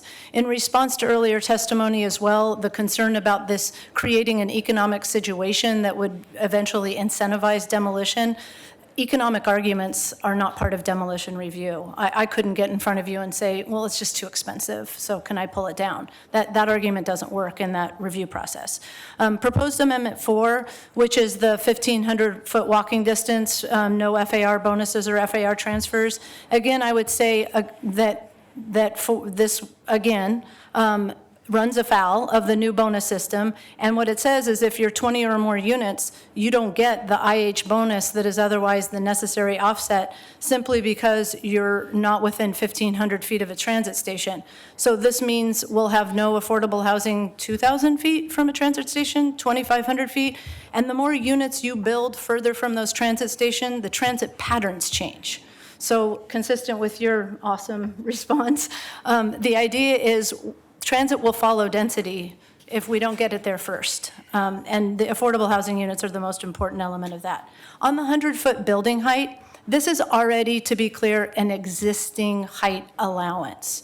Now, I will concede that not many of these buildings get built at 100 feet, but it is an existing height allowance. And I would say in response to the general compatibility concern, it seems the main concern in that amendment is that you can't be compatible with an adjacent historic resource that may be 3, 4, or 5 floors smaller. I don't accept that. I think density and historic preservation are not incompatible design concepts. The world's oldest cities are replete with examples of well-designed density, and I have a lot more faith in the design professionals in this city that can handle that challenge. What we cannot handle is a loss of entitlements and an undermining of our carefully considered program. Mayor? Thank you. Commissioner Ms. Fish, White, we thank got you. a email earlier this week from Amy Ruiz, so that was the testimony in She sent in a letter and authored in the by letter, Gwen and that Baldwin, was, yes. so that lays Yes. out. And did you have a view of amendment number 6? Do I have a view? Is this the, yes, I do. Could you share that with us briefly? I will share it with you. Amendment number 6 is that for large sites, adding the indoor common area element. I can tell you that we're already having a really hard time trying to accommodate space on these size sites for the outdoor common area. To then create a greater challenge of indoor common area, which would replace and probably have us adjusting bike parking and adding additional units, is unnecessary, especially when some of these buildings are close to public parks where you could otherwise convene and commune in an outdoor environment. So we are very much not supportive of this additional requirement that takes away floor area for space that would be not necessarily utilized to its highest and best purpose. Thank you, Commissioner A Fritz. clarification, the Yeah. indoor space would be part of the required total? Sorry, I missed it. Community. Right, yes, So it it's would not be. in addition to the Right, 50? but it would be indoor area, which could be dedicated to other indoor pursuits like affordable housing units or other amenities for that building. So this is the complication, and I've been working on a couple projects where we're even having a real challenge trying to accommodate the outdoor area as well. Well, that's what I'm saying. You would have to have Both. less outdoor Right, space. Right, exactly. But to the injury of the indoor space, which also doesn't, it just shifts the challenge. It doesn't ameliorate it. Thank you, appreciate it. Good afternoon. Good afternoon. Mr. Mayor, Commissioners, my name is Madeline Kovacs, and I am a resident of North Portland. I'm also here today as a member of Portland Neighbors Welcome, a new grassroots housing group that supports policies that can deliver an abundant supply of homes that are affordable to rent or buy at every income level and every household size, and that can ensure that all tenants can live without fear of eviction or displacement. On October 29th, the New York Times published this headline: "Rising seas will erase more cities by 2050, new research shows." Now is not the time to be timid about advancing better planning for our cities. We need to ground our thinking in education about our shared history, but move forward while moving forward rapidly enough to save the planet. I believe we can do both of those things at once. It is mandatory that Portland adopt zoning reforms that will make our city more affordable, more connected, more energy efficient, and more just. Better Housing by Design has taken leadership on housing and zoning in ways that should serve as a model for other reforms too. The project has successfully prioritized competitive advantage for regulated affordable homes while also upgrading the base zones to provide more diverse housing types across the board. The project takes climate change seriously by reducing or eliminating minimum parking requirements with a focus on affordable housing, has steadily increased bonuses for regulated affordable housing, now expanded to 50% above baseline allowances, and created a transfer of development rights that will help preserve existing affordable housing without losing housing capacity overall. Pertaining to the amendments, I support Amendment 1A to allow affordable homeownership projects to access the deeper affordability bonus. I also support, I think it's Amendment 2, that would allow affordable housing projects wherever they are in the city to access the deeper bonuses as well. I encourage you to go further and allow full affordable housing bonuses in all better housing zones. We need to expand frequent transit access citywide for people who need it most, not cut back on affordable housing. The provision of future transit, both routes and frequency, bike routes, pedestrian improvements, are often achieved much more quickly with sufficient density. Lastly, please listen to the nonprofit affordable housing providers that have testified and vote no on Amendment 6, As written, the amendment would have the unintended consequence of decreasing the number of homes in most cases, and you just heard some of the design problems. Lastly, I support the motion to add an amendment legalizing single-room occupancy buildings by right in the RM1 zone. Thank you very much. Thank you. Next three, please. There are Sarah Iannarone, David Binnig, and Vicky Streha, and they will be followed by Lyran Murphy, Sean Green, and Tony Jordan. Hi, good afternoon. Good afternoon.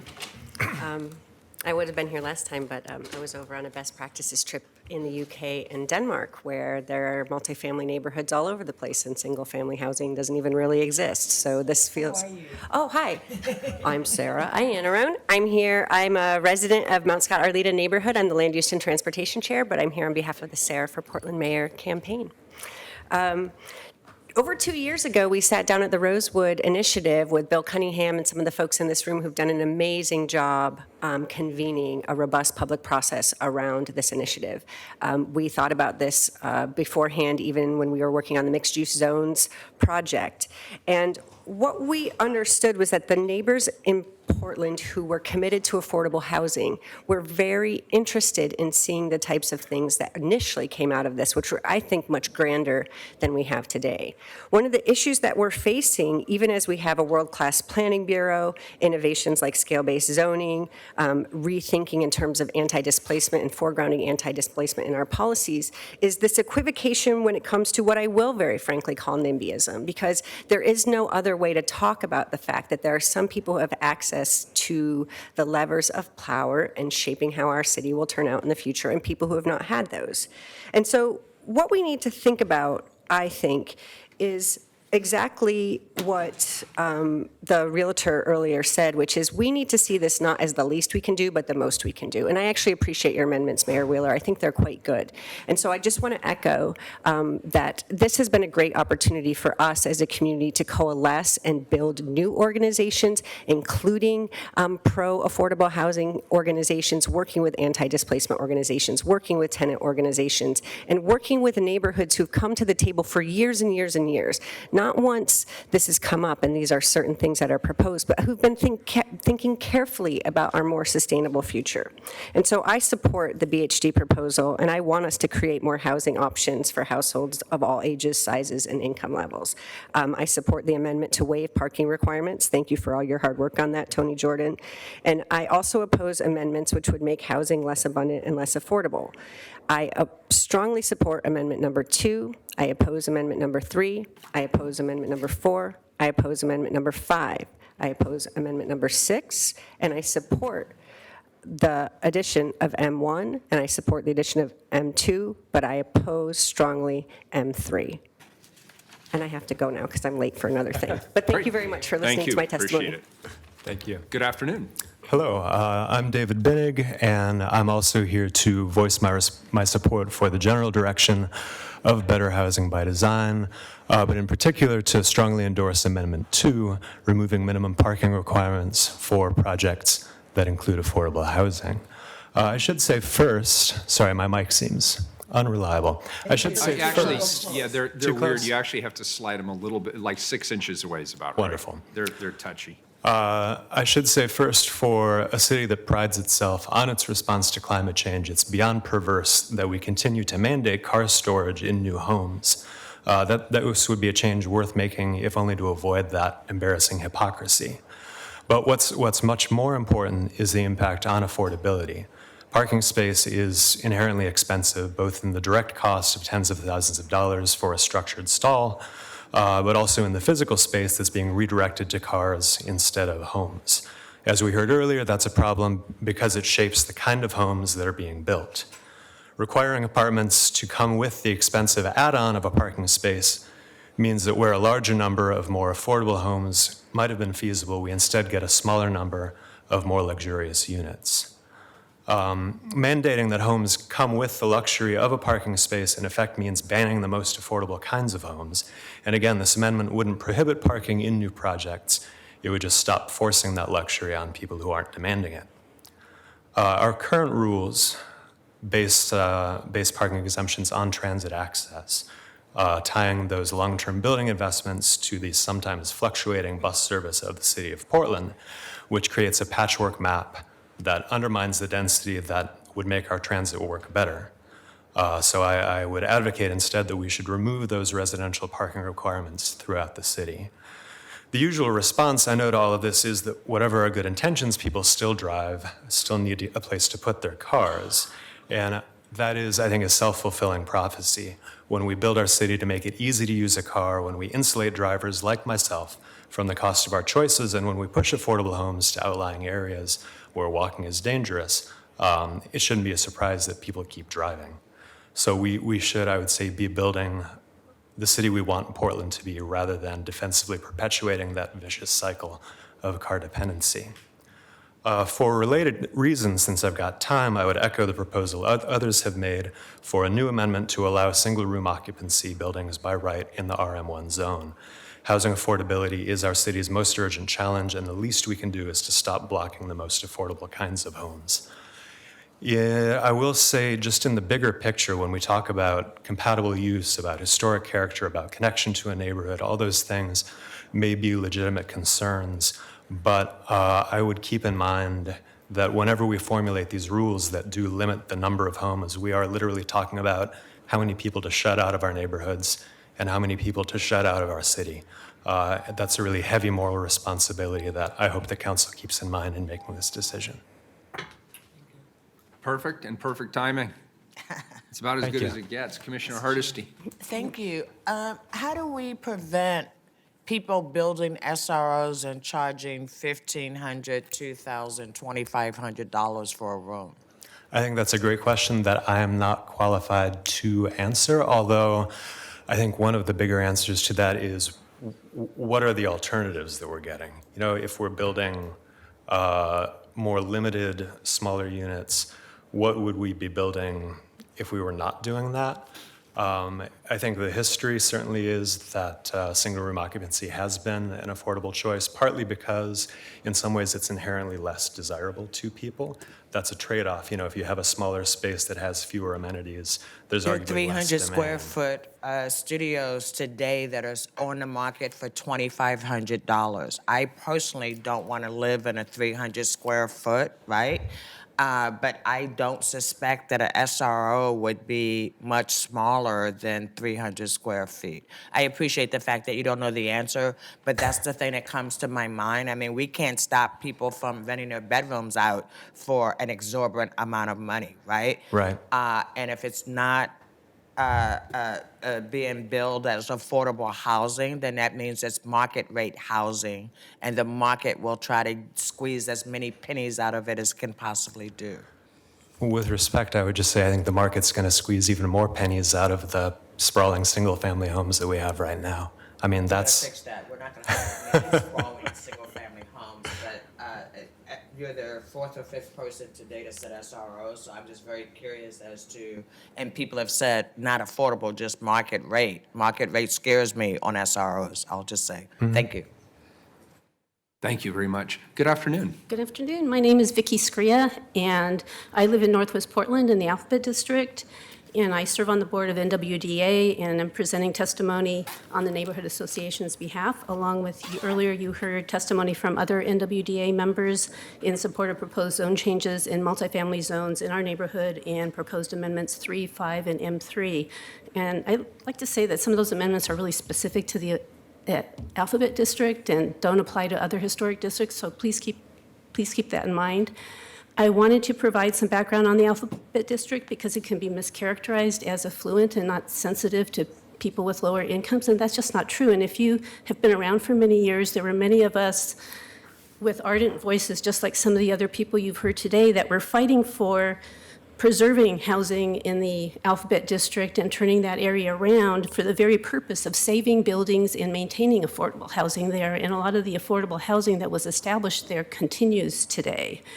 Many owners and residents banded together, and that also kind of helped form the foundation of neighborhood associations.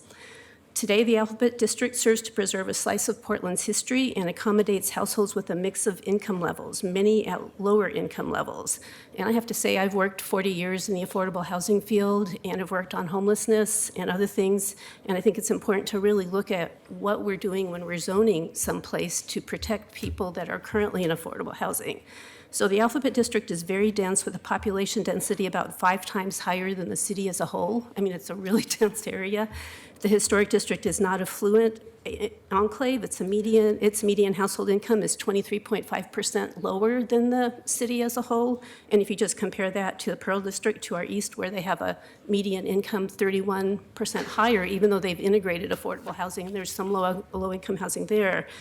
This is partly due to the amount of home-forward housing and nonprofit housing units in the Alphabet District. And if you look at maps that show where Section 8 certificates are concentrated, we have a large concentration of Section 8.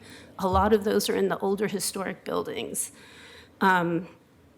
Also, the Northwest District, of which the Alphabet District is part, has had more development in it than any other neighborhood in Portland. So there was an Oregonian article that came out in 2018, August 2018, that showed that we had 3,000 units constructed in 8 years from 2010 to 2018.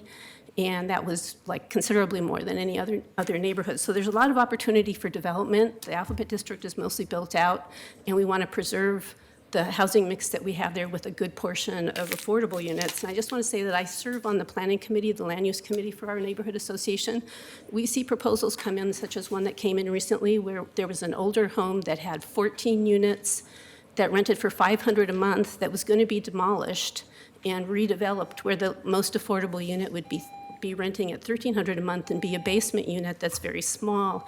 And in my mind, as a person who's advocated for affordable housing and discouraging homelessness, that's homelessness in the making, when you just destroy something like that to create something that's going to be much more expensive. Thank you. So Appreciate please. your testimony. Thanks, both of you. Next three, please, Carla.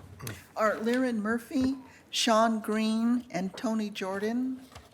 And they'll be followed by Linda Netikoven, Lawrence Kajoku, and Daniel Solomon. Would you like to start, please? Sure. Thank you. Good afternoon. My name is Tony Jordan. I am the founder of Portlanders for Parking Reform. I'm on the steering committee of Portland Neighbors Welcome as well. Thank you for making BHD better. Some of the amendments offered will encourage more development that includes more regulated affordable housing. As Portlanders for Parking Reform founder, obviously I'm most excited about Amendment 2, which will ensure that a building never has to forego space for more homes in the service of storing more cars. There have been a number of projects in the last few years, two of a trio of apartments in Sellwood a couple years ago, and a proposed building at the Sunshine Dairy, which have been just a few dozen feet from the transit proximity threshold. And as a result, those developments have had to either pursue costly exemptions, other workarounds, or build expensive parking that invites more cars into our city with all the problems that those cars bring. With Amendment 2 as part of this package, the onus will now be on the developer to defend their choice to build parking instead of affordable housing to transportation and housing advocates on every new project. So thank you. That would be great. Thank you, Mayor, for proposing that amendment. And I'm in agreement with the submitted testimony from Metro, the Oregon Environmental Council, Habitat for Humanity, Catholic Charities, Portland Neighbors Welcome, 1,000 Friends of Oregon, and dozens of individuals and their support for Amendments 1 and 2. Similarly, I agree with many, but not all of those groups and individuals mentioned in opposing Amendments 3 through 6. Others have spoken very eloquently about Amendments 3 through 5 and the historic districts and the impact of that, and so I will defer to their comments on that. But I did want to say in regards to Amendment 6, which I read a lot this weekend to figure out what was going on, that the recommended draft, requires that up to 50% of the common area can be must be satisfied by outdoor space. And I don't know if it's 2 amendments or 1, but the requirement to bump that up to 75% on outdoor space, I think, could make it more difficult for development on properties with difficult topology or strange shapes, which was mentioned by developers previously. So I think I'm ambivalent personally about requiring some of the space to be indoors, but I think that increasing the outdoor space requirement just reduces flexibility for housing. In all, I think this is a great step forward for our city, and I think with Amendments 1 and 2, better housing by design can get even better. So thank you. Thank you for your testimony. Good afternoon. Thank you. I personally second everything Tony said as someone who served on the Parking Centers and Corridors Task Force. Mayor Wheeler and Commissioners, thank you for the opportunity to speak. My name is Sean Green. I'm Vice Chair of the Northeast Coalition of Neighborhoods, where I also serve as Co-Chair of the Land Use and Transportation Committee. We appreciate the efforts by the Bureau of Planning and Sustainability, the Planning and Sustainability Commission, and City Council to increase housing options in our centers and corridors in support of the 2035 Comprehensive Plan. As affordability is our top land use priority, we repeat our request to remove parking minimums for all sites. We believe this change is essential to providing short-term and long-term affordability in our neighborhoods. In previous statements, NECN has taken the position that requiring amenity spaces increases the cost of construction, which reduces affordability, especially on smaller sites. While we understand the rationale to require these kinds of spaces, the impacts on affordability should be carefully considered. Thank you for the opportunity to speak. Thank you. Good afternoon. Hi, Mayor, Commissioners. My name is Lyran Murphy, and I'm here today to ask that you approve the MAP amendment M2 for the Jacob H. Cook House located on Southeast Belmont in Mount Tabor. I'm not sure if you have the handout, but We do. on the second page, you can see where that zone line, the back 6 feet of the house is in the R5. The whole front of the property is in R2. By making the whole house sit in the R2 zone, that will give us some flexibility to look into economically viable uses and stewardship of this historic property. We are currently seeking historic designation both on a national and a state level, and that paperwork has been submitted to SHPO. Great, thank you. So I have a Commissioner Hardesty. Thank you. So if you receive historic designation, will that limit your ability to use this property as a rental property? And what limits come with that historic designation? Well, my hope is that it prevents someone from trying to deconstruct it at some point down the road. It protects the property. There is my understanding that there is legislation or amendment coming through to all of you next year that will allow retail sales and services to these historic structures, not just blanketly allow it, but allow for the review of each individual property for the opportunity for these expanded reuses. I know that that is still being worked on. I don't think that anything is ready to be presented, but by having that historic designation, we would be allowed to apply for additional uses. Right now, our goal is to have the space be a small event community space and shared with the community. Great, thank you very much. Thanks all three of you for your testimony. Next three, Carla. Are Linda Nedekoven, Lawrence Kojaku, and Daniel Solomon. And they'll be followed by Sherry Solomon, Steve Solomon, and I can't read the name on Northwest 18th. Oh, Robin. What's that? That's okay. Yeah, it was. Good afternoon. Good afternoon, Mayor Wheeler and commission members. My name is Linda Nedekoven.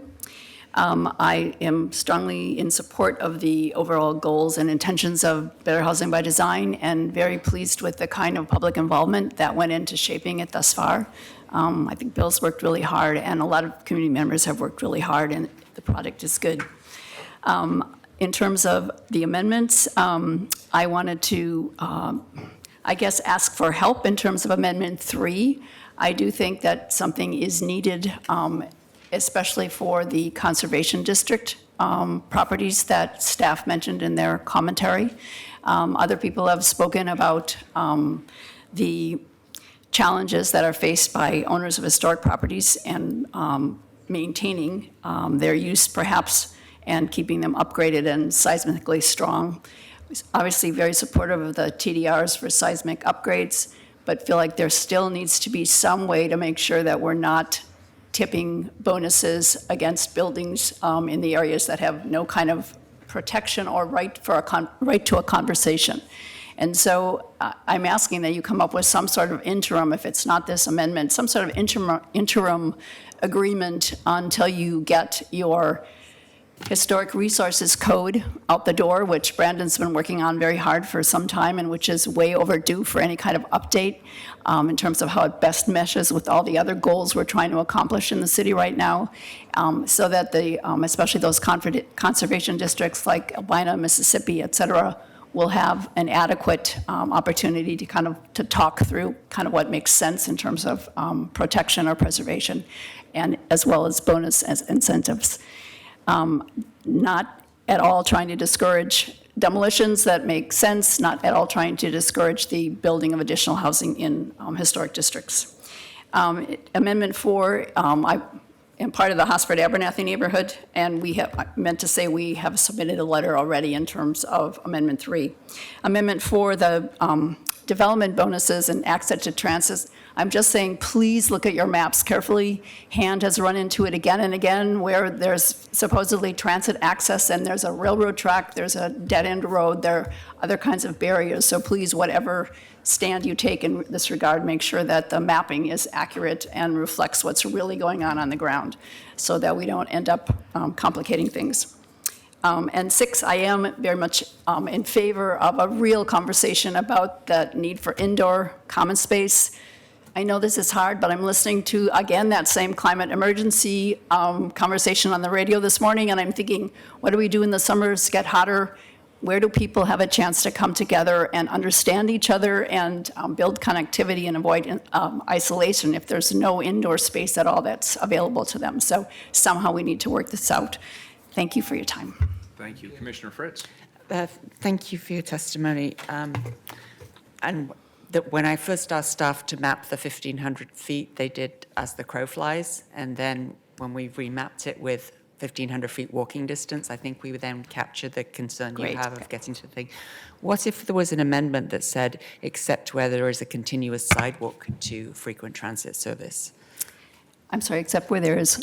That we would not allow density bonuses and FAR transfers except where it's not within 1,500 walking feet of transit, except where there is a continuous sidewalk. That seems to head in the right direction. Okay. I'd have to think about it a little more carefully. I'll have to ask staff about it more carefully too. Thank you very much. That's just Yes, what I was thinking. Thanks, Linda. Good afternoon. My name is Larry Kujaku from the Architectural Heritage Center. I wanted to clarify a couple of questions that the council asked earlier. About Amendment 5, this visual aid was meant to indicate that the current regulation would apply to 100-foot tall buildings. That would be the inclusionary housing citywide regulation. Under the RM4 zone for historic districts, to get to 75 feet, which would be the maximum, you would be required to have 5 times the inclusionary housing level. That's just a fact. So 100-foot tall buildings, 10-story buildings, would not necessarily result in affordable housing proportionate to that height. That is the point of that. Another clarification is about Amendment 3 and whether the demolition disincentive is redundant or unnecessary because of the demolition review by the council. Previously, until this time, historic districts have been excluded from most incentives and bonuses and transfers. So they are now applied to historic districts, and there will be, if you believe that the Better Housing by Design incentives will be effective, there will be greater incentive for demolition. I mean, that's just, there will be because they apply citywide. So that is why we believe the disincentive is important. And then you would say, well, the city council can make a decision case by case. Well, does the city council really want to do that? Or can we say, applying incentives to the demolition of landmarks and contributing historic buildings, which, by the way, are not allowed to be designated if they are deteriorated. They are the ones that have been judged to be, historic and intact. That would be, why would the council want to go through one by one? And by the way, economic arguments are in the code as a basis for the council's approval of demolition. Thank you. Thank you very much. Appreciate it.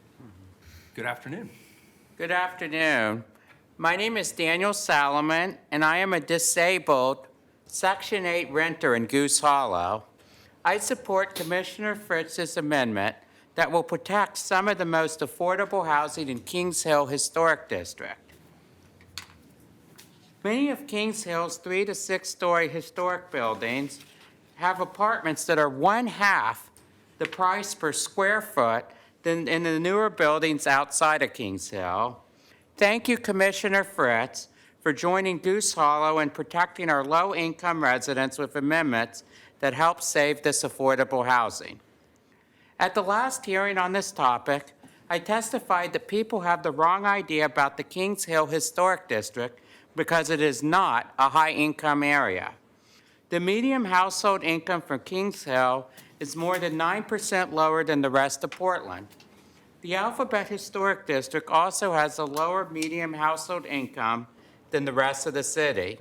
So it's incorrect to assume that these historic districts are about high-income people. I want to remind you that Goose Hollow residents are 80% renters, and half of those are low income. 21% of our neighbors are on food stamps. 15% of Goose Hollow rentals are subsidized housing. All of our low-income board members live in Kings Hill, and the naturally occurring affordable housing of mid-rise apartment buildings and big old houses that have been converted into apartments. Goose Hollow Foothill League joins the Architectural Heritage Center, Restore Oregon, and the Northwest District Association in asking you to support Commissioner Fritz's amendments to right-size the zoning to RM-free for Kings Hill, to reduce incentives to demolish affordable housing in historic buildings, to forbid developers to transfer far from when they demolished a building on the National Register, and to lower heights within 1,000 feet of MAX stations, which touch part of Kings Hill and would cause demolitions. Increasing building heights for dwellings around MAX stations would de-incentivize people wanting to live near public transportation because of loss of livability. When Goose Hollow asks for these things, we are asking you to protect the most affordable housing in our neighborhood. Mm-hmm. Thank you. Welcome. Thanks, all three of you. Thanks, Linda. Next three, please, Carla. Are Sherry Solomon, Steve Solomon, and Robin, and they'll be followed by Dennis Harper, Doug Klotz, and Jim Garter. Mr. and Mrs. Solomon, that's a tough act to follow. Thank you. Thank you. Good afternoon. Welcome. Good afternoon. We're the other two members in the Salomon family. I'm Sherry Salomon. I'm a board member of the Goose Hollow Foothills League, our neighborhood association, where Kings Hill Historic District is located. Goose Hollow is one of the densest neighborhoods in all of Oregon. We support Commissioner Fritz's amendments, which will help save some of Goose Hollow's most affordable housing in Kings Hill's mid-rise historic apartments, which I might add, we live in one of them. Goose Hollow is one of the densest neighborhoods in all of Oregon. Goose Hollow residents are 80% renters, and half of those are low income. 21% of our neighbors are on food stamps. 15% of Goose Hollow rentals are subsidized housing. Though it seems like lots of people think all of Kings Hill is predominantly wealthy, in fact, the median household income for Kings Hill Historic District is more than 9% lower than the rest of Portland. When we asked to right-size the zoning to RM3 on a small section of Kings Hill and to restrict upzoning on historic districts within 1,000 feet of a MAX station, we are asking to protect some of our most affordable apartments and office spaces. Kings Hill Historic District is predominantly mid-rise apartments that contain our most affordable housing in Goose Hollow. We've studied rental rates to see how rents compare in different parts of Goose Hollow. We've found that Kings Hill's oldest mid-rise, 3 to 8 stories, apartment buildings have rents that are 1/2 the cost per square foot than other parts of the neighborhood, especially when compared to newer apartments. All of Goose Hollow Foothills League's low-income board members live on Kings Hill. We know of many families who are raising children in one-bedroom apartments in this area because of the cheaper rents and good access to public transportation. Also, Lincoln High School, which is an outstanding high school. Goose Hollow supports subdividing Kings Hill big homes into as many apartments as possible and putting historically appropriate ADUs in the backyard. That could also, some of those big houses also can be used for SROs. Some of those people are, widows living in these big houses. Whoops, Daniel, Steve? You have 30 seconds. I have 30 seconds. So Goose Hollow supports subdividing Kings Hill's big historic homes into as many apartments as possible and putting historically appropriate ADUs in the backyard. Steve, here you go. So we support. I'm Steve Salomon. So we support and already have incredibly high density. We just don't want the big old houses and apartment buildings demolished. Commissioner Fritz's amendment to right-size a very small section of Kings Hills to RM3 is only a difference of 25 feet in height from RM4, but this will protect our most affordable housing by disincentivizing their demolition. Commissioner Fritz's proposed amendments to prevent the 100-foot allowance within 1,000 feet of the MAX station protect several Kings Hills buildings for potential demolition and is the same rule already in place for the high transit bus routes. If these buildings were demolished, it would cause the delisting of the entire district from the National Register. And we support Commissioner Fritz's amendment to prevent FAR transfers and bonuses when a historic district's contributing building is demolished. This is the only logical way, since there must be checks and balances to prevent such obvious efforts to circumvent laws in this way. When Kings Hills Historic District was created in 1991, the zoning was never changed to match the district. So Commissioner Fritz's amendment simply right-sizes zoning. We want to set the knowable expectations for developers. Developers are angry and confused when RM4 zone indicates that they can build to 100 feet, but they can only achieve that by demolishing a building and destroying the listing of an entire historic district. Commissioner Fritz's amendments set clear expectations so that everyone understands up front what is achievable. This will save developers time and money. Commissioner Fritz's amendments also protect Poland's booming tourism economy. Most tourists pass through Kings Hill on their way to the Rose Garden. The pink trolley passes through dozens of times per day. We Goose Hollow residents often spot tourists with maps as they are walking to the Rose Garden. They always linger in Kings Hill and talk to residents about the historic buildings. This is part of the charm that draws millions of tourism dollars. And those charming old buildings also hold most affordable housing, so they're worth saving for many reasons. Goose Hollow is booming with development. We have 1,600 units of recently built or soon-to-be-built apartments.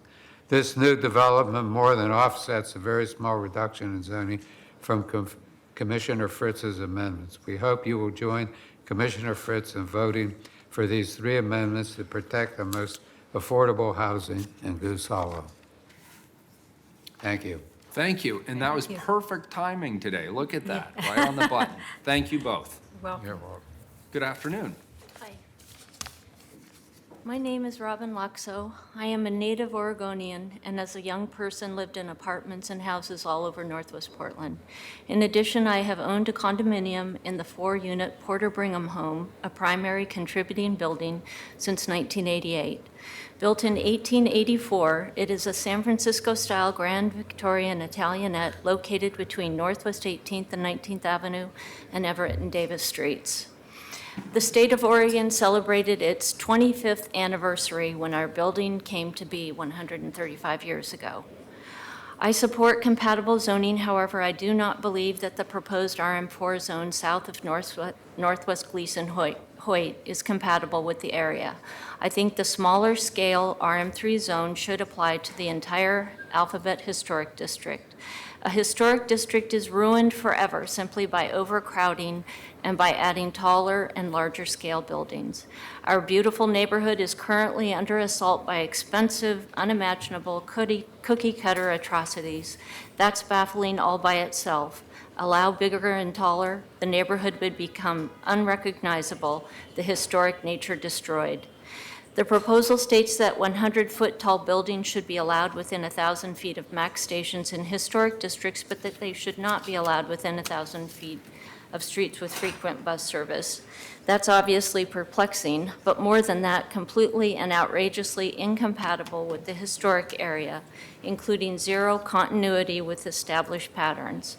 Our 135-year-old Porter Brigham home is one dramatic example of the many historic casualties that would occur if such an assault on the neighborhood were to happen. This proposal basically encourages the demolition of older buildings in historic districts, which would certainly be the case metaphorically to our building should the 100-foot tall building clause be sanctioned. I believe it is a grave mistake to consider building in the Alphabet Historic District in the context of other neighborhoods and downtown Portland.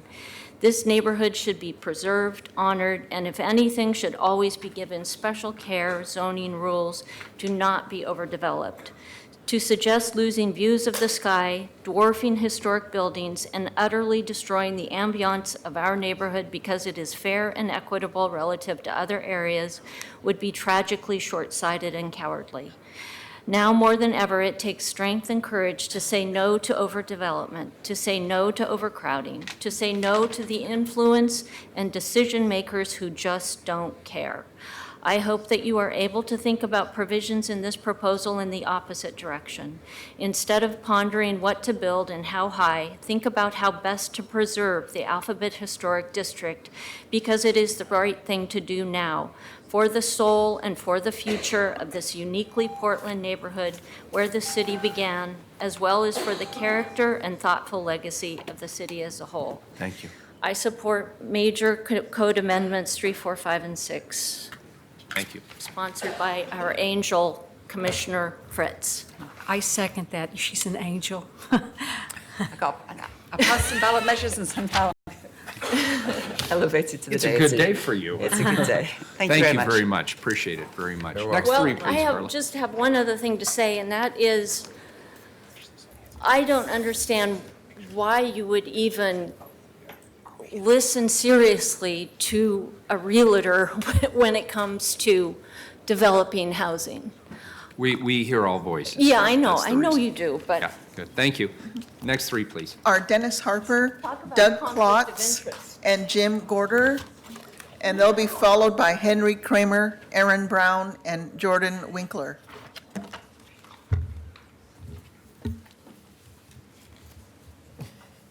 Would you like to start, sir? I will, thank you. Thank you, sir. Good afternoon. My name is Jim Gorder, and I'm a resident of Southwest Portland. And I've come with a big ask today. If you are really serious about displacement, do not move ahead with Better Housing by Design or the residential infill project until the anti-displacement action plan is completed and implemented. While BPS describes it as the North Star of the Housing Opportunity Initiative, it appears to have been pulled together late in the game. with a timeline for completion after BHD and RIP have moved out of council. Rather than the North Star, displacement will be the horse behind the carts, and we all know that horses can't push carts. I'm the owner of a small fourplex in inner southeast Portland. The units are small, the building is old, and the rents are low. Some of the occupants are elderly, some have very serious health issues, and all have low incomes. But the lot is large. It is ideal for redevelopment.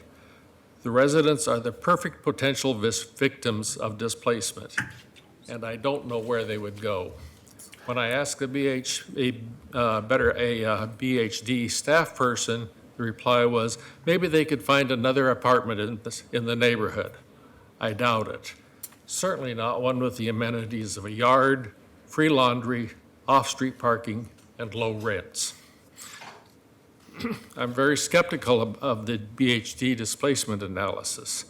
While the BHD goal is to increase the number of available housing units, it is mostly through redevelopment. It will not provide housing choice for those who need it the most. I fear it will continue Portland's dismal history of displacement of minorities and those with lower incomes. Please do not approve Better Housing by Design until the Anti-Displacement Action Plan is approved by council, assigned to a bureau, fully funded, and embedded in the culture of the city and the council. Without that, there will be no housing opportunities for our most vulnerable residents. Thank you. Hi, my name is Doug Klotz. I'm a member of Portland Neighbors Welcome and also Inner Southeast Action. I support Better Housing by Design, which will allow more housing to be built in the multifamily zones and improve building design for the growing number of Portland who live in these homes, as well as realigning the zoning in Northwest Portland. I support amendments numbers 1A, B, and C. I strongly support amendment number 2, which would remove most parking requirements to reduce the cost of housing, incentivize affordable units, and prioritize building housing instead of parking on sites throughout the city. I oppose number 3. If a historic landmark has been demolished, then that decision was made by council for a good reason. With that decision made, there's no reason to limit or penalize the site because of what happened in the past and what council approved. I oppose number 4. We should be allowing bonuses for affordable housing everywhere.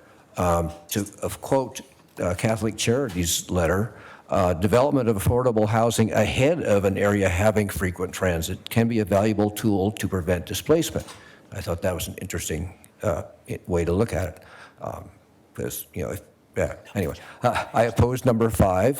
The 100-foot height near light rail is allowed now, and in historic districts, compatibility will be ensured by landmarks review.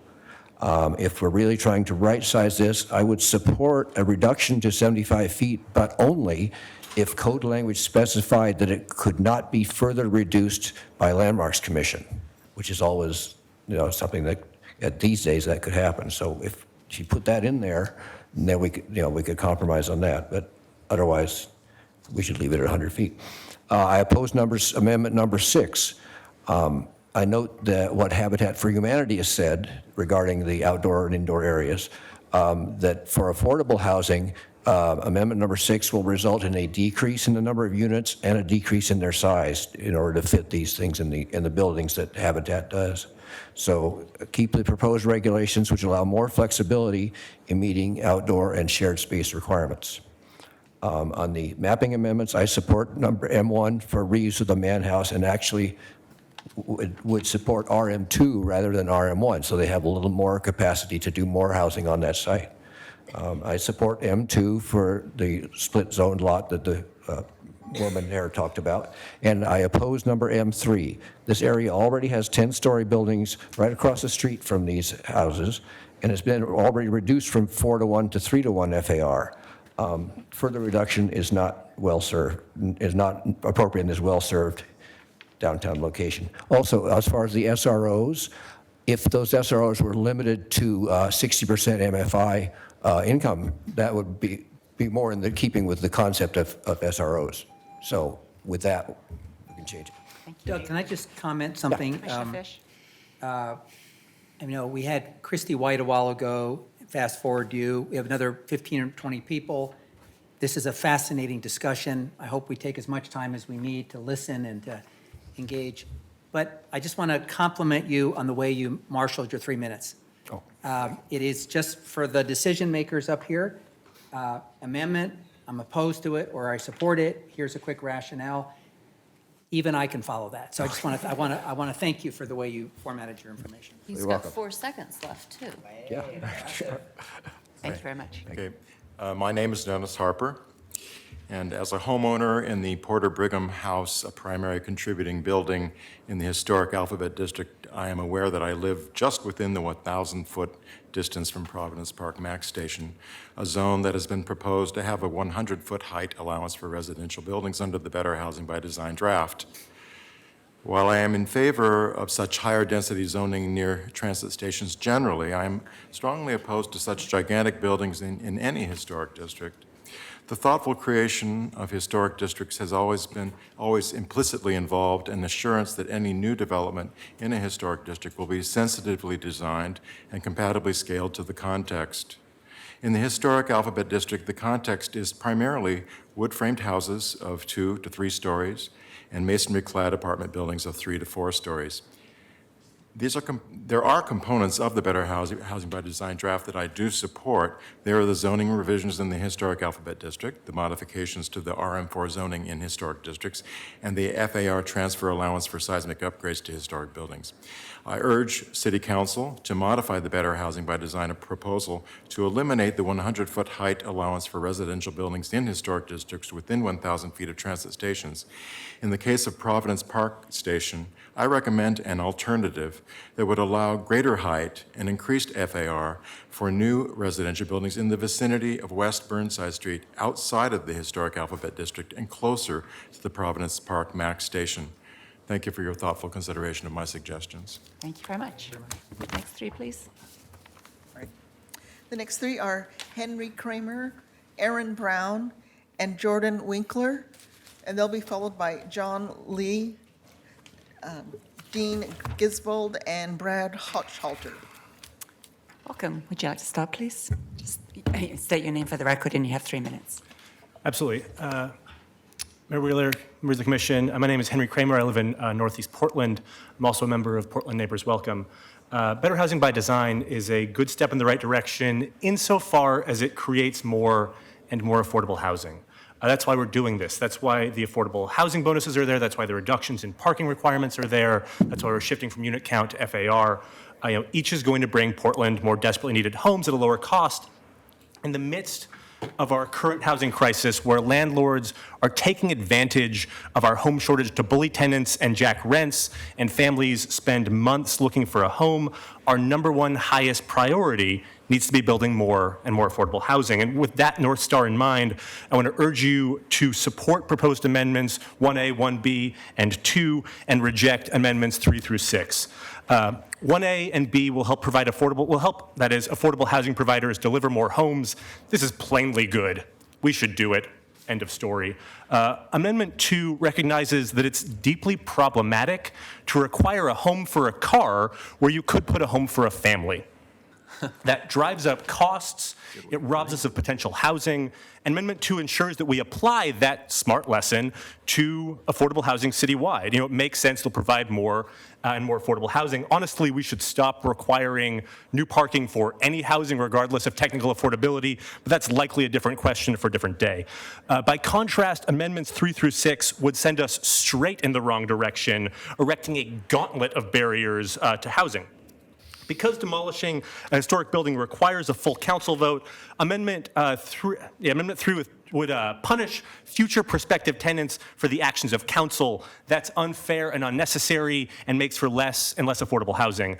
Amendments 4 and 5 punish the poorest people in our city while rewarding the most affluent. Number 4 would deprive housing of prospective tenants in transit-starved areas simply by virtue of their living in transit-starved areas. It would perpetuate a cycle of transit deserts. Number 4 would perpetuate exclusion by ensuring that affluent historic districts, and not everybody that lives in a historic district is affluent, but they are more affluent than most, that they can still avoid building their fair share of housing by capping that height limit. It means we can't build as much housing there. And number 6 would just flatly remove space for housing and make each home more affordable and further push families out of reach. Just look to Habitat for Humanity's opposition to Amendment 6. It's unfair and unnecessary and means less and less affordable housing. There are families being bullied and priced out of their homes or can't find a home in the first place. There is nothing more urgent and no personal aesthetic preference that even approaches the importance of getting more and more affordable housing for our families is worthy of consideration. Please adopt Better Housing by Design with Amendments 1A, 1B, and 2, and without Amendments 3 through 6. Thank you very much. Thank you for your testimony. Good afternoon. Good afternoon. My name is Aaron Brown. I'm a renter in St. John's. I'm here to ask you to legalize housing. I'm here to testify in support of the policy recommendations put forth by many of my peers and friends with the Portland Neighbors Welcome, Portlanders for Parking Reform, and Sunrise PDX. Full disclosure, I actually live in a beautiful old single-family house that is currently slated for rezoning under the Better Housing by Design plans. And I'll admit, it's somewhat sad to imagine the 100-year-old house I have being replaced with something newer. There's a lot of other things I'm more sad about. Our rampant housing crisis that leads to so many people to sleep on the streets in this cold weather, that is the through line that many of my peers are just trying to figure out in their lives how they can afford the first place that they're going to live, dealing with landlords, dealing with the tenant crisis that we're dealing with, the rising oceans that folks from Sunrise testimony were so eloquently testifying about earlier. Frankly, the things I like most about my neighborhood are, well, the neighborhood itself. The rent I'm currently paying makes it evident that many people want to live in a walkable, dense neighborhood. What a delight it is to be able to visit the library and pay my overdue fines on my lunch break. Being able to go to the credit union or the post office in between other chores, to be able to walk to the grocery store when I'm out of milk, to know that if I ever had kids and lived in that neighborhood, I'd be able to walk my kids to school. These are all things that people deeply, deeply want. And our current zoning code means that the house that I live in, beautiful as it is, means that only folks that can afford the rent that we're currently paying or will be able to pay a much larger down payment than I'm ever going to be able to afford, even with all of the benefits and privileges I have of intergenerational wealth that I'm hoping, gotta call my parents to figure out. Hopefully they're not watching this testimony. These are the amenities people want, and legalizing more housing in these areas will make it easier for the local businesses I cherish to stay afloat. It makes it easier for TriMet to justify running more buses more frequently so people can live without cars. It means that our neighborhoods will gradually change to provide more housing so that the economic, cultural, and racial diversity of my neighborhood as it currently is can be supported and cherished. And more folks can wait for me for waiting for the 44 on a cold November morning. Hopefully, if the 44 is running more frequently, I don't have to wait 30, 40 minutes for that headway. If that bus shows up more frequently, I'm also a lot less likely to be driving on an expanded freeway in the backyard of a middle school in North Portland. So in short, I'm just urging you to continue moving forward with Better Housing by Design, legalize housing. Thank you very much for your time. Thank you very much. Thank you. Sorry, I've got multitasking. Next 3 is your convenience. Okay. Was there Jordan Winkler?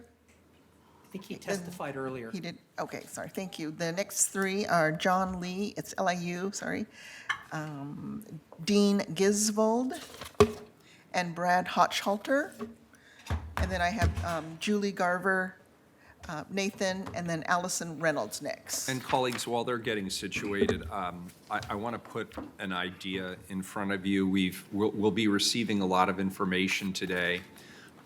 We will obviously need to go through each of the amendments to vote on the amendments, and there will probably be discussion on several of the amendments. Plus, it is likely that we will be receiving additional amendments. So I would like you to consider whether it makes sense to actually go through that work today after we've heard about 10 more people testify. I can't stay that long. Okay, that's what I was hoping somebody would say. And so what I've directed Carla to do is find some time on an upcoming agenda when we could actually continue the conversation. And so that makes this clean, because then we're hearing the testimony. It gives us a chance to go back and ask staff some questions and do a little digging, and then we'll come back into that final session with being better informed, if that's okay with people. Commissioner Daly? I mean, I would like to put a few comments on the record before we end the session, and I also have questions for staff that I would rather ask when they're fresh in my mind. I'm fine with moving. Okay, great. Yeah, absolutely. Does that work? Commissioner Fish, does that work with you? So just to be clear, we would maybe have some brief discussion with staff, but we would, under your proposal, not be voting on any of the amendments until we reconvene and have both a discussion and a vote. Yeah, so I'd like to leave space for the discussion with staff to ask questions. And I believe I will be putting at least one more amendment on the table, and I may do that today before we leave. But then we would come back fresh and having our questions answered and be able to have a more robust discussion as opposed to at the end of a very long council day. So this hearing is scheduled for 3 hours. I have an event that actually starts now, but I was willing to stay till 5. Okay. So if we could have a second opportunity to ask staff questions and to have discussion the next time we convene, because I'm not willing to stay. Is there any reason why we couldn't do that? Sorry, I was asking about something else. What was the question? There's no reason, I mean, we could ask staff questions today, and if we continue the hearing, we can ask staff questions when we reconvene on this item as well. Yes, you may. And then I guess my question for you was, is the plan that you would close the record for new testimony today? Okay, and then it would just be a discussion with staff, and then potentially new amendments. If they are so different from the things that you've heard testimony on, you would open the record to take more testimony on those amendments? Potentially. Okay. Commissioner Hardesty. And I heard a couple of people who testified today that said they were going to offer some amendments as well. How soon are we going to get those amendments? And because I just want to make sure that we are. So I know that I'm going to offer one other amendment, but I'm going to wait till the end of the hearing to do it. Today. Yeah. Mayor, you may have gotten word that I had an amendment, but I'm not going to make that. That's fine. Okay, great. Okay, sorry I feel like we're having a completely private discussion in your presence, sorry, but we had to work out the logistics. Please go ahead. Thank you for your patience. Mayor Wheeler, Commissioners Udaley, Fritz, Hardesty, and Fish. My name is John Liu. I live in Portland. I live in the Lowerhurst neighborhood. I'm testifying on behalf of the Portland Coalition for Historic Resources. Very briefly, I support Amendment 3, Amendment 5, Amendment 4, I'm going out of order apparently, and Amendment 6. I'm going to focus primarily on Amendment 3, and I'm going to touch on Amendment MA1, which regards the Lowerhurst Man House. The reason I support Amendment 3 is because designated historic buildings are uncommon in Portland, and they are irreplaceable. So the city, and in many cases the state, has designated particular properties or particular districts for the specific purpose of protecting the historic resources in there. And so it seems strange to me that the city would then turn around and give developers a financial incentive to demolish the very buildings that we've gone to the trouble to designate for protection. These buildings, these older buildings are very flexible, they're very adaptable. They can be easily reused for affordable housing. We're going to talk about the Man House in a second, for community uses and for SROs. In fact, in many areas of Portland, the large historic houses that you see today were SROs back in a more difficult economic time, and they could well become again. But that can only happen if they don't get demolished first. So I want to talk about the Man House. The Lowerhurst Man House is an example of what I'm talking about. It stands out among all the properties that got housing bond funding, right? It stands out because it's a remarkable historic building. It has beautiful architecture, wide hallways, tremendous detailing, beautiful gardens, private wooded property, and it will be a fantastic place for 88 now, and in a couple of years, probably over 100 low-income families to grow up in affordable, secure housing. It will be a fantastic place. It's a project that has a lot of support. My neighborhood association board, the Lowerhurst Neighborhood Association, unanimously wrote a letter to the bond selection committee begging them to support, to authorize funding for the project, and we strongly support that project. It also stands out because of its low unit cost to the city. Among all the projects that got approved, it has among the lowest cost per affordable unit to the taxpayers of Portland. And that's an example of what we can do by repurposing historic buildings. But we can only do that if they don't get demolished. There are other man houses out there all over Portland.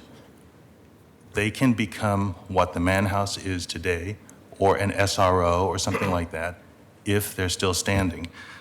And so that's why I asked for Amendment 3, because I don't think the city should give developers more incentive to demolish those houses before organizations like Innovative Housing can repurpose them for affordable housing.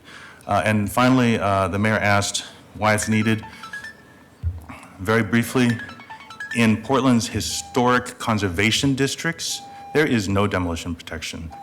A contributing house in a historic conservation district, all it gets is a 120-day delay. After that, it can be demolished, and they're being demolished right and left. There's 6 conservation districts in North Portland, lots of demolition there right now. That's why we need this. Thank you. Thank you very much. Sorry for going over time. No worries. Thank you. I'm Dean Gisvold, and I'm speaking on behalf of the Irvington Neighborhood Association, more importantly, the Irvington Historic District, of which I am the unpaid volunteer administrator for the last 9 years. Thank you. And also have some experience with Central City Concern for 30 years on the board with SROs and with real affordable housing. I'm here today to support Amendments 3, 4, 5, and 6. And although the Irvington group didn't vote on M1, M2, and M3, personally, I support each one of those amendments as well.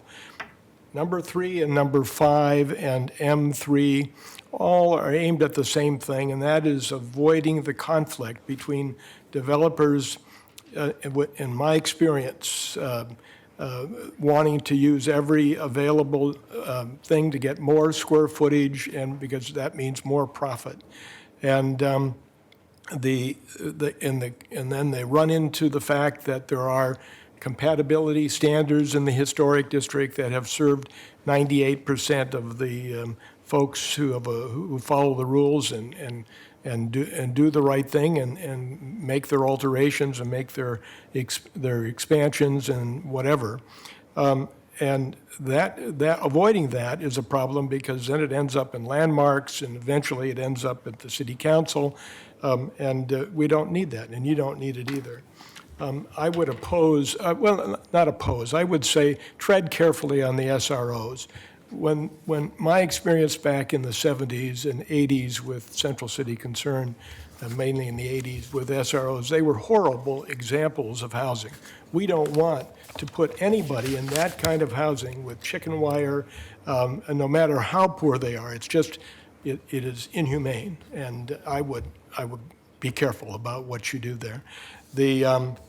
And I do have one question for the mayor, and that is, will amendments be, if we can work with a commissioner, can I propose an amendment? I haven't finalized it yet in my head, but I'm thinking about it after today's hearing. You have that right up until the moment that we take the final vote.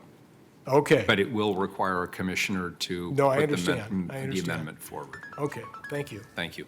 Thanks, Dean. Good afternoon. Good afternoon. Thank you for allowing me to testify. My name is Brad Hochhalter. I'm testifying as an individual along with my wife. We have a house in the Northwest District in the Alphabet District.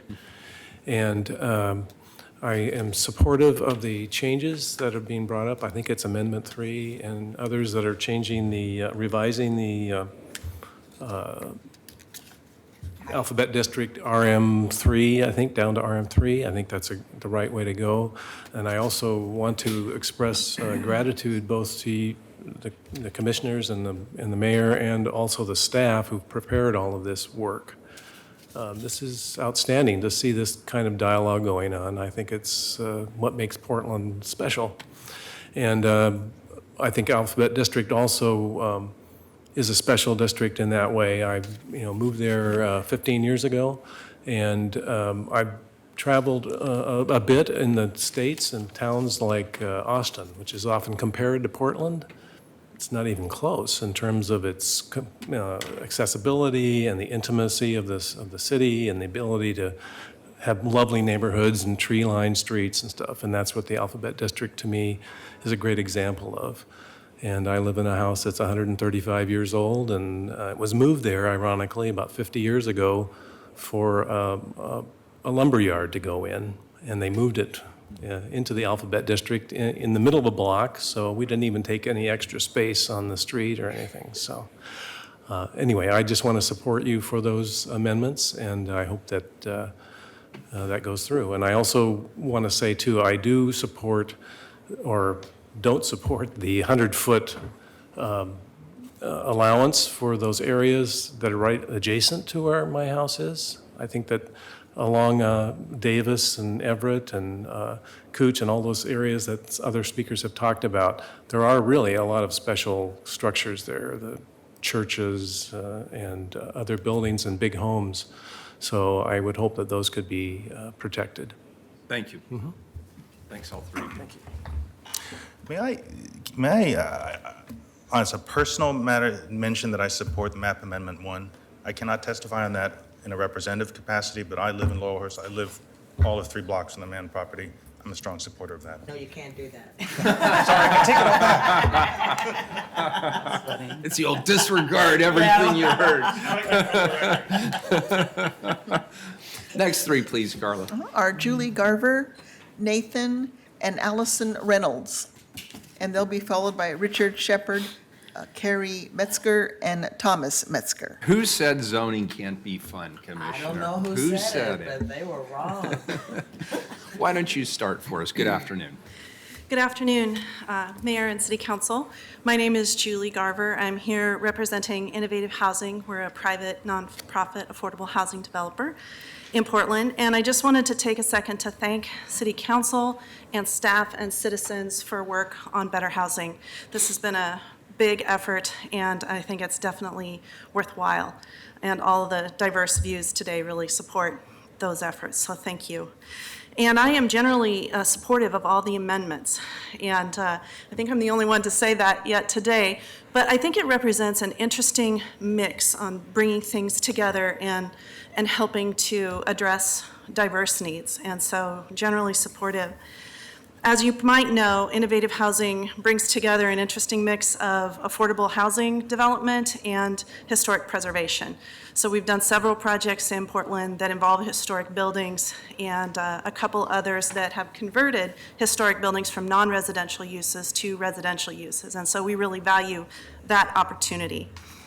I'm here specifically to ask for your support in passing the amendment for the Anna Mann House. And we believe that it is going to help preserve the Mann House by providing this different density arrangement and help to provide that extra density in a way that actually better supports the historic resource of the Mann House. Specifically, the development on the Mann House site will always be covered by landmarks review, and so that historic resource will always be protected while allowing the additional affordable housing units. We would like to add those additional affordable housing units in the future. We're committed to 88, and thank you for selecting our project for the Portland bond funding, but we would like to build some additional units there in the future in a sensitive way that does protect the original asset. And then finally, I wanted to mention that you probably know this parcel didn't ever have single-family housing on it.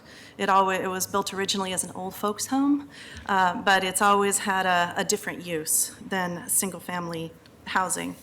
In closing, we wanted to say that we feel like we're glad that Better Housing came along because we feel like this is a great location for some additional density because of its proximity to Sandy Boulevard and additional income diversity in a close-in neighborhood.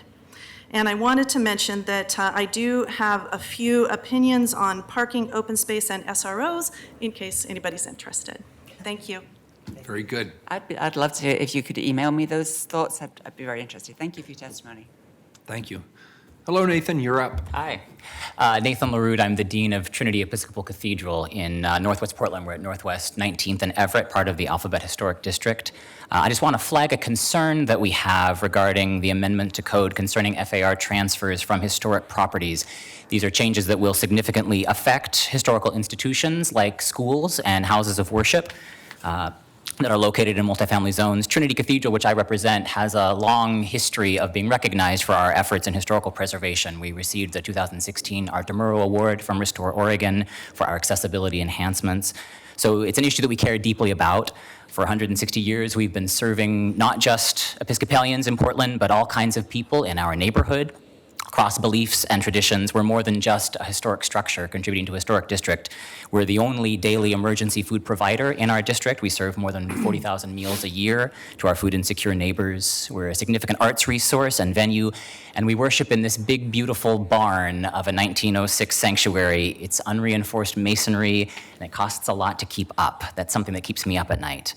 So we're really grateful for Better Housing by Design, which expands the ability of contributing buildings to transfer FAR and generate needed income for historic preservation.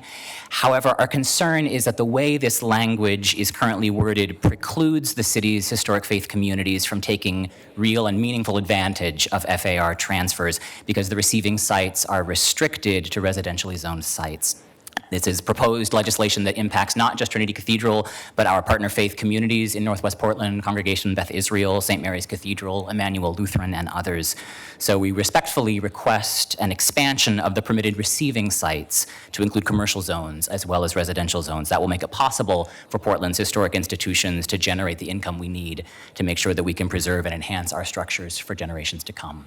Thank you. Thanks. And Dean LaRue, I just wanted to let you know I have my staff and BDS staff, or excuse BPS staff, taking a look at a potential amendment that could address this issue. And Thank you. I appreciate your attention to this. And I apologize this is coming to you so late in the process. I can only plead that we're a church, we're run by volunteers, and we don't have teams of lawyers to review this stuff. So I'm it. With some good support here from some legal counsel. And Commissioner Daly had a question or a comment. Thank you, Mayor. I just want to say that I flagged this as a concern as well. You're important partners, and I think really an untapped resource in the community with incredible potential to provide affordable housing, and we need to get out of your way and certainly not make it harder. And I don't think that was ever the intention, so I'm pleased to hear the mayor is working on an amendment. Thank you. Commissioner Hardesty. Thank you, Mayor. I'm unclear of what you cannot do. It sounds like people already know, but I don't. So what is it that you can't do? And I think my colleague will speak to that in just a moment. She's much closer to the details on this, but it has to do with the receiving sites eligible for receiving FAR transfers from historic structures. And because of the way the code is worded, it means that you're giving us more tools, but not actually giving us the means to use them effectively. Okay, I'll wait for more info. Thank you. That's a very good and succinct description. Good afternoon. Hi, I'm Allison Reynolds. I'm with Stoll Reeves, and we are here on behalf of Trinity Episcopal Cathedral. And so I want to give, I guess, the code perspective on this stuff. We were taking a look at a floor area transfer that Trinity may have the opportunity to do, and they're really excited about this because it has the opportunity to fund a lot of exciting things on the site. But we came across a change that's being made through Better Housing by Design and realized that this was actually going to be a problem for this particular transfer, and then kind of noticed that this would be bigger as well. So my office handles a lot of floor area transfers in the city, and so I want to just kind of go through what the code looks like right now and how this change actually is creating a problem. And we're so thankful that folks are noticing this and interested in trying to deal with this. So the Historic Transfer Program allows historic sites to enter into private agreements to sell extra density to other sites. This provides funds for historic preservation, including these costly seismic upgrades. But in order for a transfer to happen, you need two things. First, you need the zoning to allow the transfer, and then you need a buyer who actually needs and can accept extra floor area for their project. If there's no buyer, there will not be a transfer, and the program does not provide any funds if there's no transfer. So right now, a residential zoned historic site has two options to transfer its FAR under the existing code. The first is it can transfer to other residential sites. And this used to actually work pretty well because it was one of the only options for those residential projects to get extra FAR. However, in 2017, the inclusionary housing changes started providing automatic bonus FAR to these bigger residential projects. We think that's fantastic and do not get rid of that. We like it. However, that meant that these projects no longer needed and they actually could not accept extra FAR because they got all that they were entitled to under the code. And that remains true today. So this means that residential to residential site transfers stopped happening. But that was fine because the residential sites under the current code have a second option. They can transfer to EX and C zoned sites, like certain ones can.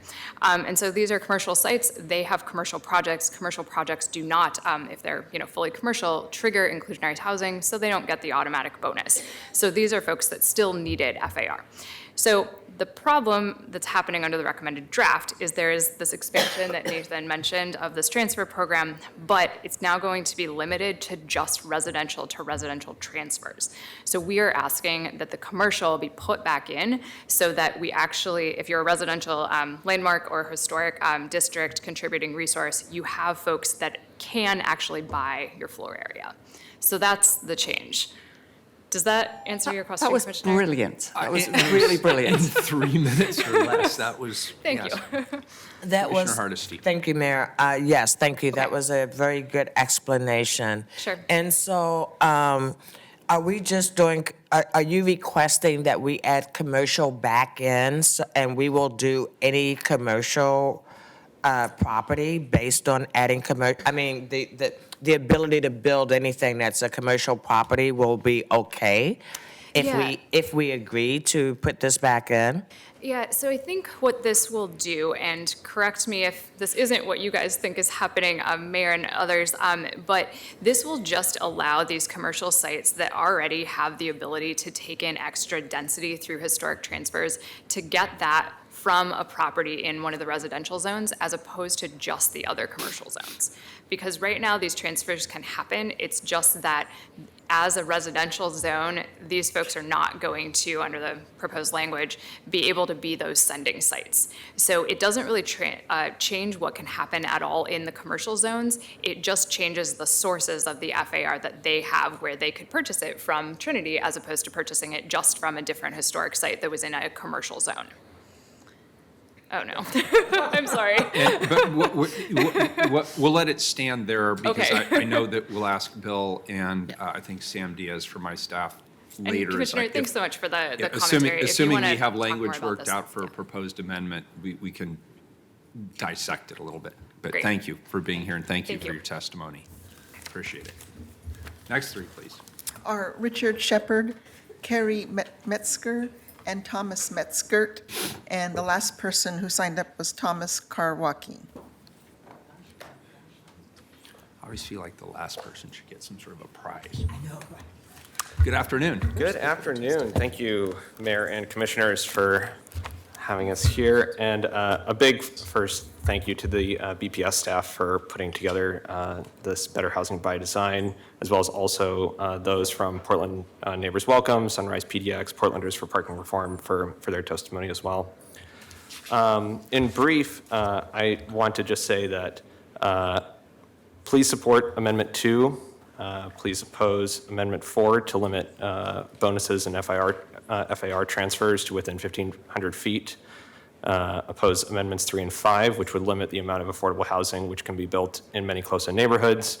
And oppose Amendment 6, which also impacts the viability of affordable housing projects, which I think this can be a much more context-specific thing.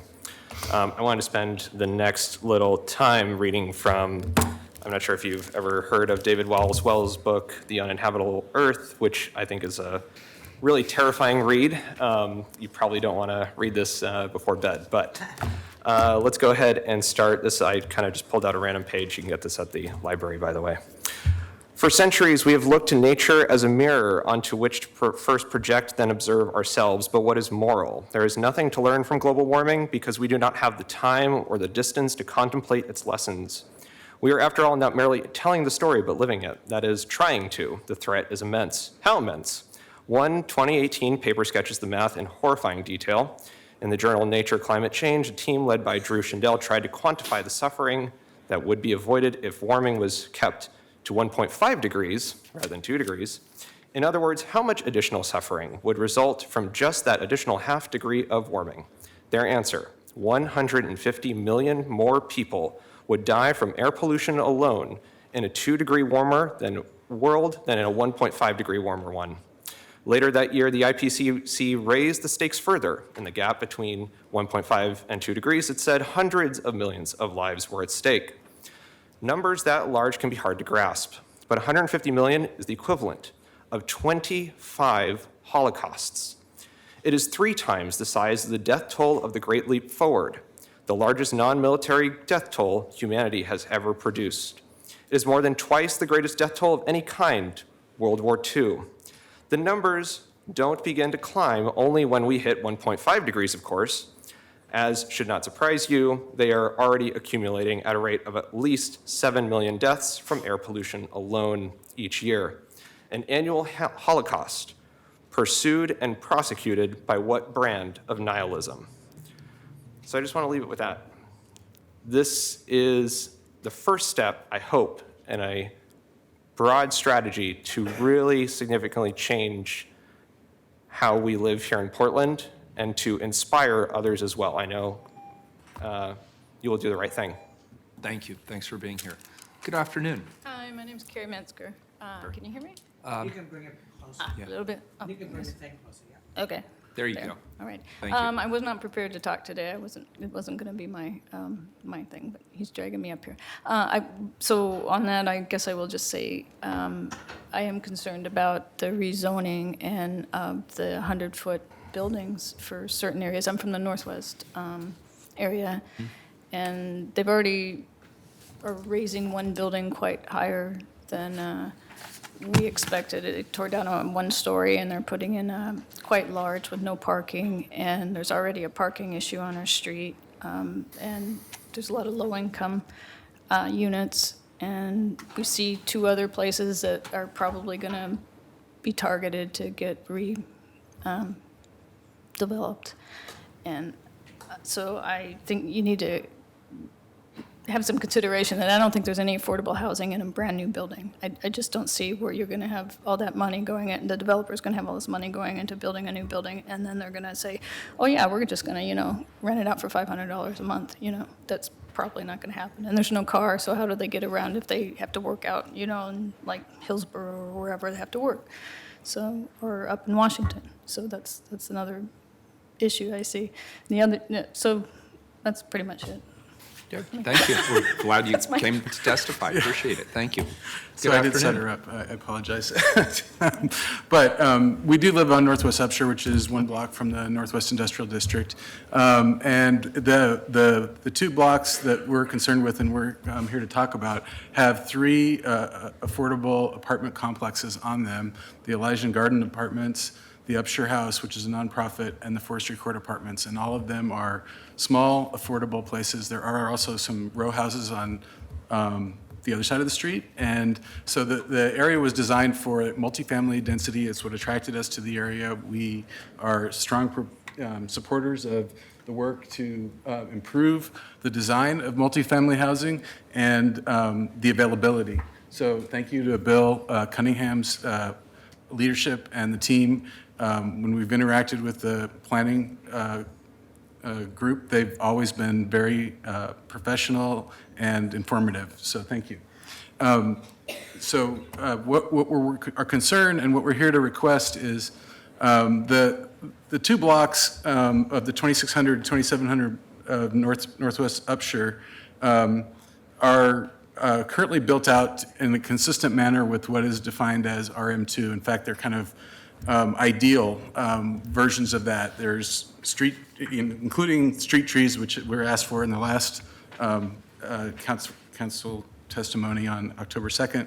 And there's a lot of, most of the people that live in these apartments use public transportation or bike or walk to where they're going. But some do need vehicles, as Carrie pointed out, for caring for family, as we did need to do, and for maybe opening up your opportunities for jobs, because not all jobs are served by transportation, especially the time of day your job may start. Also, a lot of the demand for parking in our area is for local businesses. So we want to support our local businesses by not allowing their customers to have a place to come. And we know that when these houses are, with increased density, there will be more demand for street parking that could negatively impact those. But our request here is to take this island of high density between 2600 and 2700 of Northwest Upshur and zone it the same as 2800 and 2900 Upshur blocks, which is RM2, rather than taking its RH zoning that for some reason it has been targeted for extreme density before this program, and take it and do the right thing and make it RM2. So that's our request. We've sent letters to some of you. And we are really concerned that what is affordable today, when it's rebuilt as new, will not be affordable. And our neighbors are concerned too. Thank you. Thanks. Appreciate it. Thanks, all three of you. The last person is, Thomas Karwaki. Thomas, you get an award for being an AM and a PM. Yeah, first and last. And thanks again for joining us this month. Thank you. it's good to see you. Tom Karwaki, University Park Neighborhood Association, speaking on behalf of that as the board and the Land Use Committee. We are very thankful for the staff and BPS's staff for doing this really incredible job. This is my bedtime reading. It's quite a substantial document. One of the biggest concerns we have is accessibility, particularly for those who are have a disability or of some sorts. And one of the concerns that we had is number 2. We were looking at, for amendment number 2, we were looking at maybe instead of having elimination of parking requirements, having a reduction or relaxing if it was beyond 1,500 feet, because I think that is a big concern for people. We have several of those facilities in our neighborhood that are 50 years old that didn't have a problem. They were cheap, but now they're expensive, and it's a concern. Perhaps we could require some sort of parking for them. The main issue that we had was number 4. We had we agreed with that as an issue. And number 6, I talked to Christy White after a sidebar on this. One of the possibilities that I think you might look at is, and I understand the need for the space. We supported the Main Street overlay and the issues that Overlook had with that. But what we had, maybe it's a function of the outdoor space could be covered, and a percentage of that covered outdoor playground area could be considered as part of the indoor coverage. So I'm just looking at that as something to explore as you make your discussions. The other final issue we had is really, and our most important concern, is with I've talked before about universal design. We're a big fan. Tucson, Austin use universal design. The city of Portland seems to be adopting Birmingham, Alabama's approach, which is a visitability approach. But what the real concerns we have is that 31.75 inches is not enough to get a wheelchair through. 32 inches is about the very minimum, and usually it's 34, 36 inches. And that's a real concern. And you've created 2 totally different standards under the RIP proposed and this, and I documented on page 66 of volume 2. Of that, where you have different standards. I understand the slope on the ADUs, that's not a concern, but it's totally different standards in terms of the grab bars, the size of the bathrooms, et cetera. When you just said that, I noticed one of Joe Zender's eyebrows arched. And what I heard you say is there might be a conflict in our standards under Better Housing and RIP, and then you're also calling out whether it's the right standard. We've already imposed a lot on you today, but since we're not going to be voting on amendments, could you take 2 minutes to make sure Joe understands specifically what you just told us? Sure. Because I think there are a number of us that are going to want to follow up on that. Thank you. And what specifically was that pertaining to? Well, the issue is, it deals with specifically on page 66, it does describe. Which volume? Volume 2. So on the commentary, which is dealing with, it's dealing with the bonus FARs and things that deal with the On ADUs? visitable units, and even ADUs. those are ADUs. Okay, that's all I was Right, trying to but determine. this is also duplexes and triplexes, Okay. et cetera. And so what the point is that even staff identified that there was a difference between the RIP and that, and I think that it would behoove the city to try to get them together as much as possible. Well, you saved the best for the last. You- That's a very, that's a very close reading of the materials. Thank you very much. And Yeah. please do take a minute with Joe to make sure he can translate that for us in terms of options. Thank you. Very good, colleagues. So that completes our public testimony, and now we have the opportunity to bring staff back to ask questions. With your forbearance, I'd like to put an amendment on the table, unless Commissioner Fritz, do you have something you want to do first? I really have to go. So I just Okay. wanted to Why say don't- do I'm you have disappointed. questions? I have many questions, and I would like to continue the discussion. However, I actually have to go. I'm sorry. Okay. Okay. Mayor, why Bill, don't you could put you your come amendment on up, the and table? Sam, could you come up, and could you have now settled on some language with regard to the,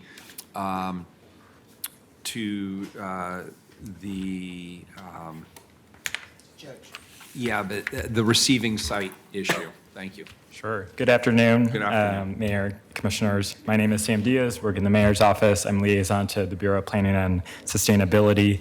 To address the issue that you heard that Trinity Church raised on the FAR transfer, we had BPS staff do a bit of analysis for you all in preparation to accompany the amendment language. This proposed amendment would do two things. So first, it would allow FAR to be transferred from the multi-dwelling zone properties to sites in commercial mixed-use zones. The second piece of this, the second really goal here, is allow FAR to be transferred from commercial mixed-use zone properties to sites in multi-dwelling zones. So again, we're making sure that we're expanding the eligibility, we're leveraging the creativity and connections that historic, like churches, like Trinity Church has, and kind of we're unlocking the land use potential there for community benefit. So I'll turn it over to Tom Armstrong and to Bill Cunningham to give more of the mechanics, and in case you have kind of any scenario questions, I'll turn it over there. FAR stands for. Floor area ratio. Thank you.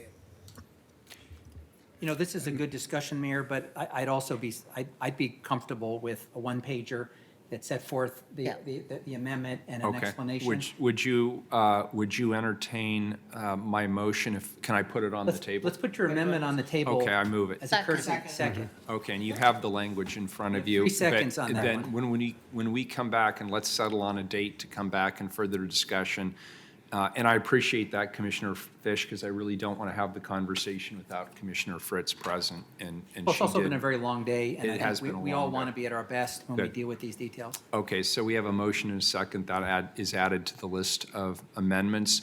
So Carla, do we have a date for us to continue this hearing? A date or a time and/or a time? Yes, we have November 20th at 4 PM. November 20th at 4 PM, does that? Time certain. Okay, and have we checked with staffs to make sure that that's okay? And Commissioner Hardesty is absent that day, though. Comes the breaks. That's a drag. So that's a Thursday? That's a Wednesday. That's a Wednesday. If you want to. It follows the fossil fuel item. And that's our last hearing before Thanksgiving? No, we have a Thursday, and we have, right now, we have a Wednesday morning on the 27th. I won't be here. I'll be in Salem that day for a legislative day. Well, let's take the earlier one then. 20th? Just so we And- have a control date? Yeah, and I've offered Commissioner Hardesty if she'd like to prepare a written statement on, her preferences, or a general statement. I will read that on her behalf. So Mayor? Yeah. Just so that, can I just talk out loud Yeah. just some next steps? Yeah, So my understanding is you're going to close the record, correct. that we are going to entertain potentially additional amendments, although there is, we have to be cognizant of the fact that depending on the amendment, it may trigger a requirement that we hold a hearing. So we have to think through that. Joe, what happened to Joe? Oh, I'm sorry. He's hiding.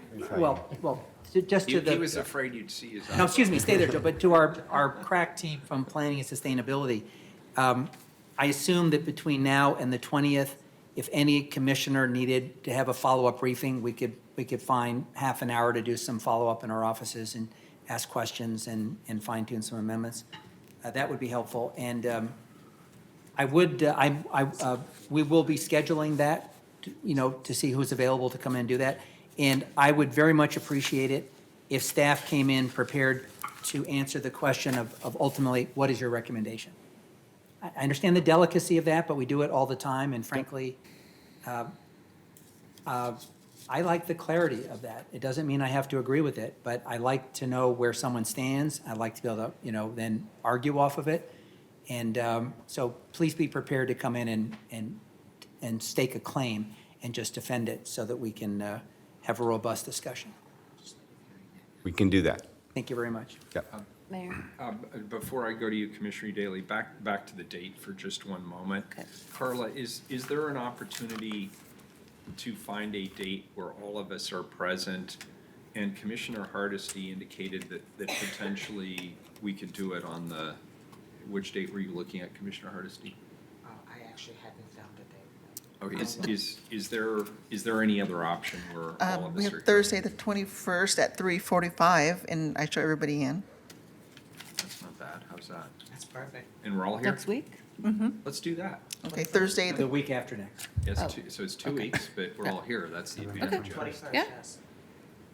That's the day. Thursday, the 21st. Yeah, I feel uncomfortable not having commissioners here. Sure. Okay, good. So we'll So, do that. Mayor, may I clarify one? Sorry? One question.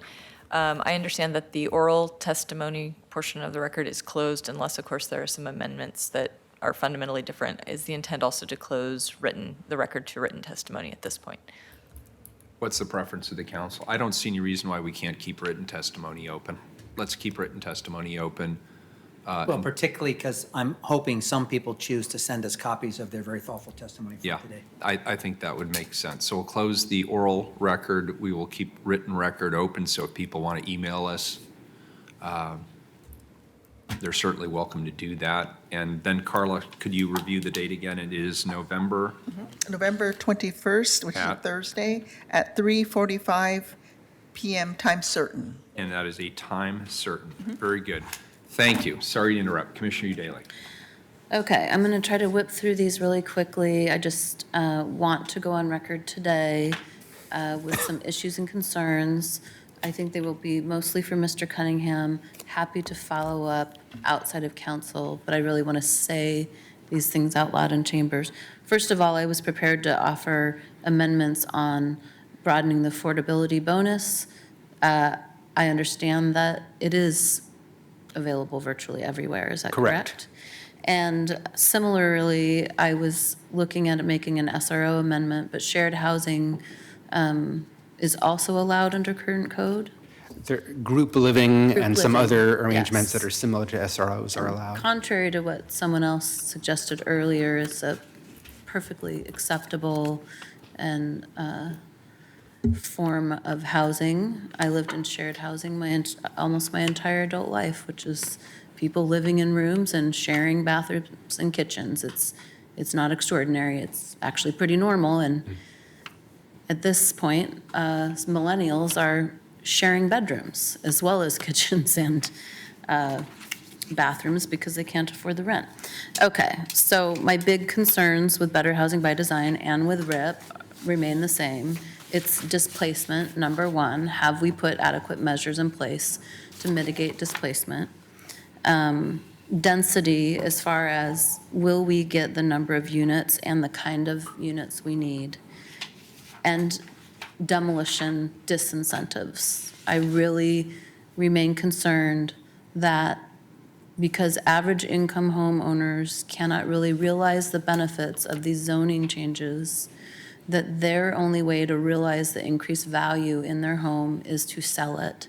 And that increases the likelihood of it being demolished. Now, I know we're talking about multifamily zones. This is more relevant in RIP, but I think it's somewhat relevant here. I really like to know that our policies are based on reality.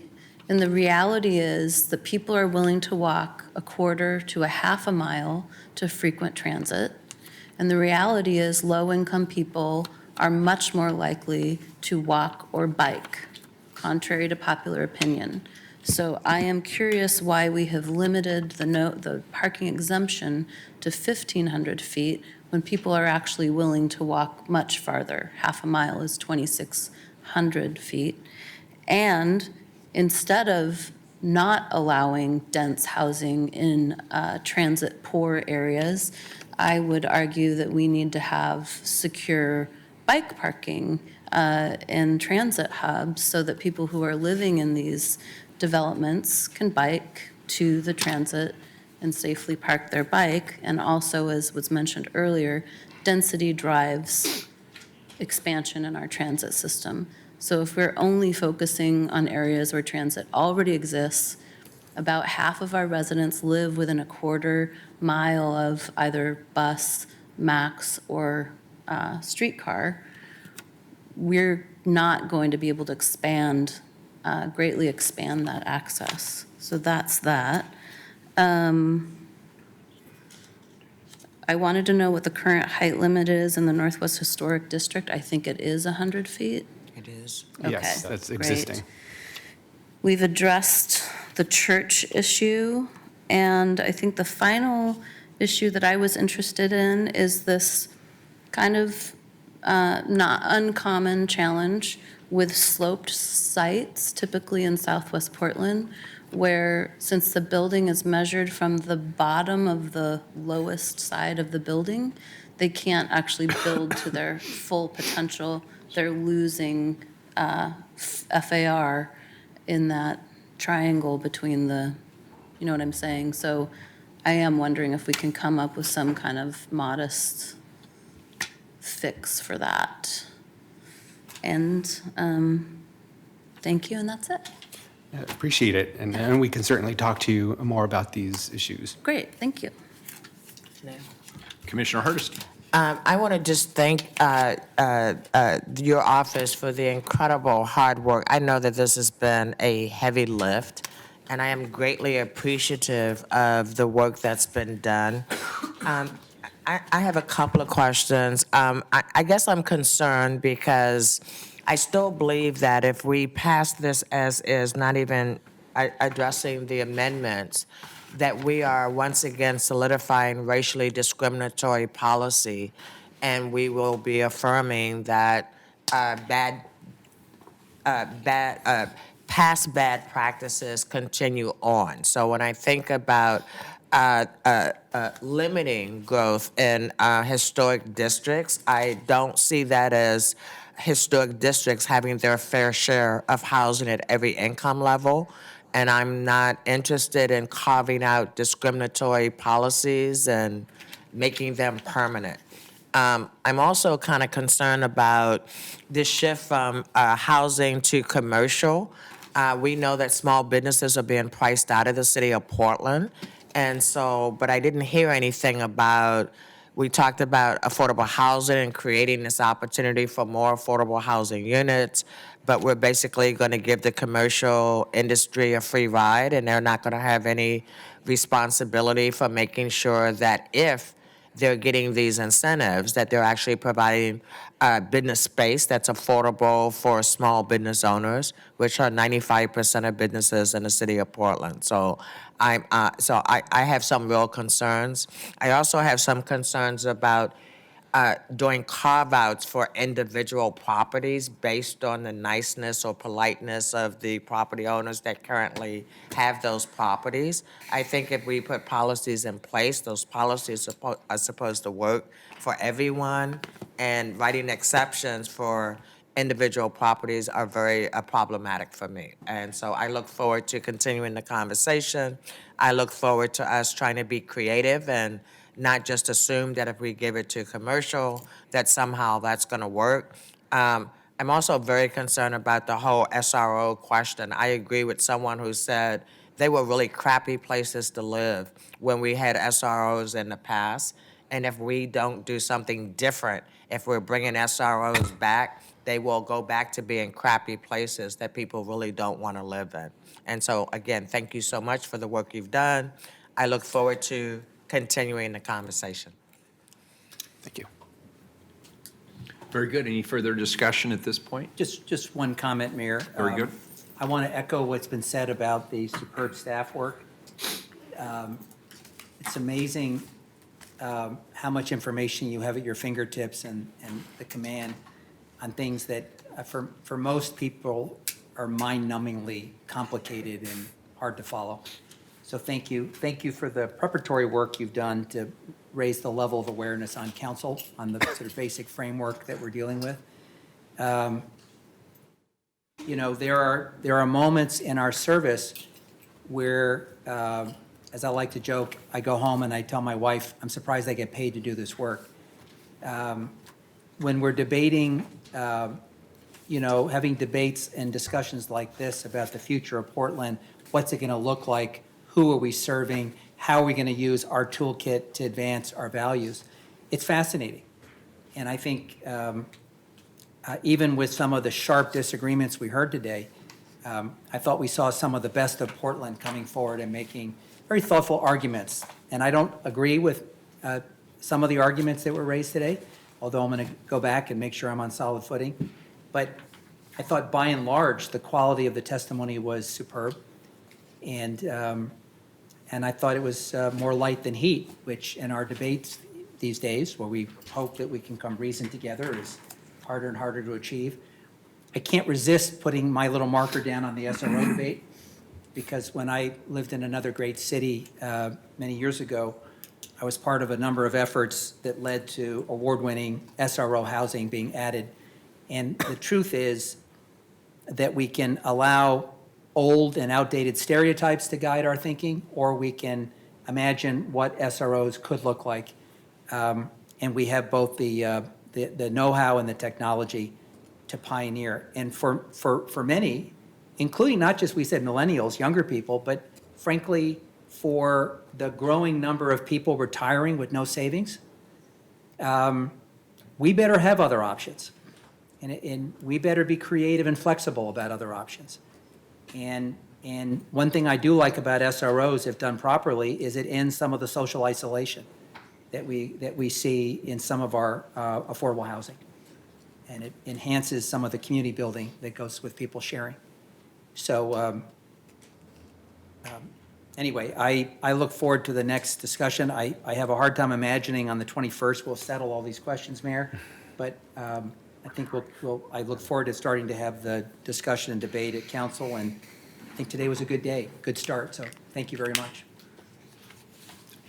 Again, I just want to echo what I know you heard at least 5 or 6 times from people giving testimony, even people who potentially were approaching this from a very different perspective from the Planning and Sustainability Bureau, which is that they really appreciated the time and the energy and the effort that you've put into this. And Sam, that goes for you as well. I would like to also just say I thought this was a great discussion today. I too heard things that I strongly support that are reflected in my amendments, and some things that I thought were thoughtful but that I probably will not support. I also just want to maybe tip my hand a little bit and acknowledge that while I am certainly concerned about what the immediate impact would be on the community based on the way that we live and we are organized and structured today, this is actually a long-term play. This is defining what we want the city to be years from now. And much of the groundwork that we would lay through this zoning is actually work that will not happen for a long, long time, but it's establishing the standards by which we will create housing. And we started to talk a little bit about commercial as well today. So that is the frame through which I'm evaluating this. What kind of future do we want? What do we want the next generations to be able to experience? How can we use the zoning code to ensure that there's a diversity and a mix of housing options, both in terms of affordability and the kind of housing? And how do we ensure that people who work in this community in the years ahead can afford to live in this community as well. So it's all a good discussion.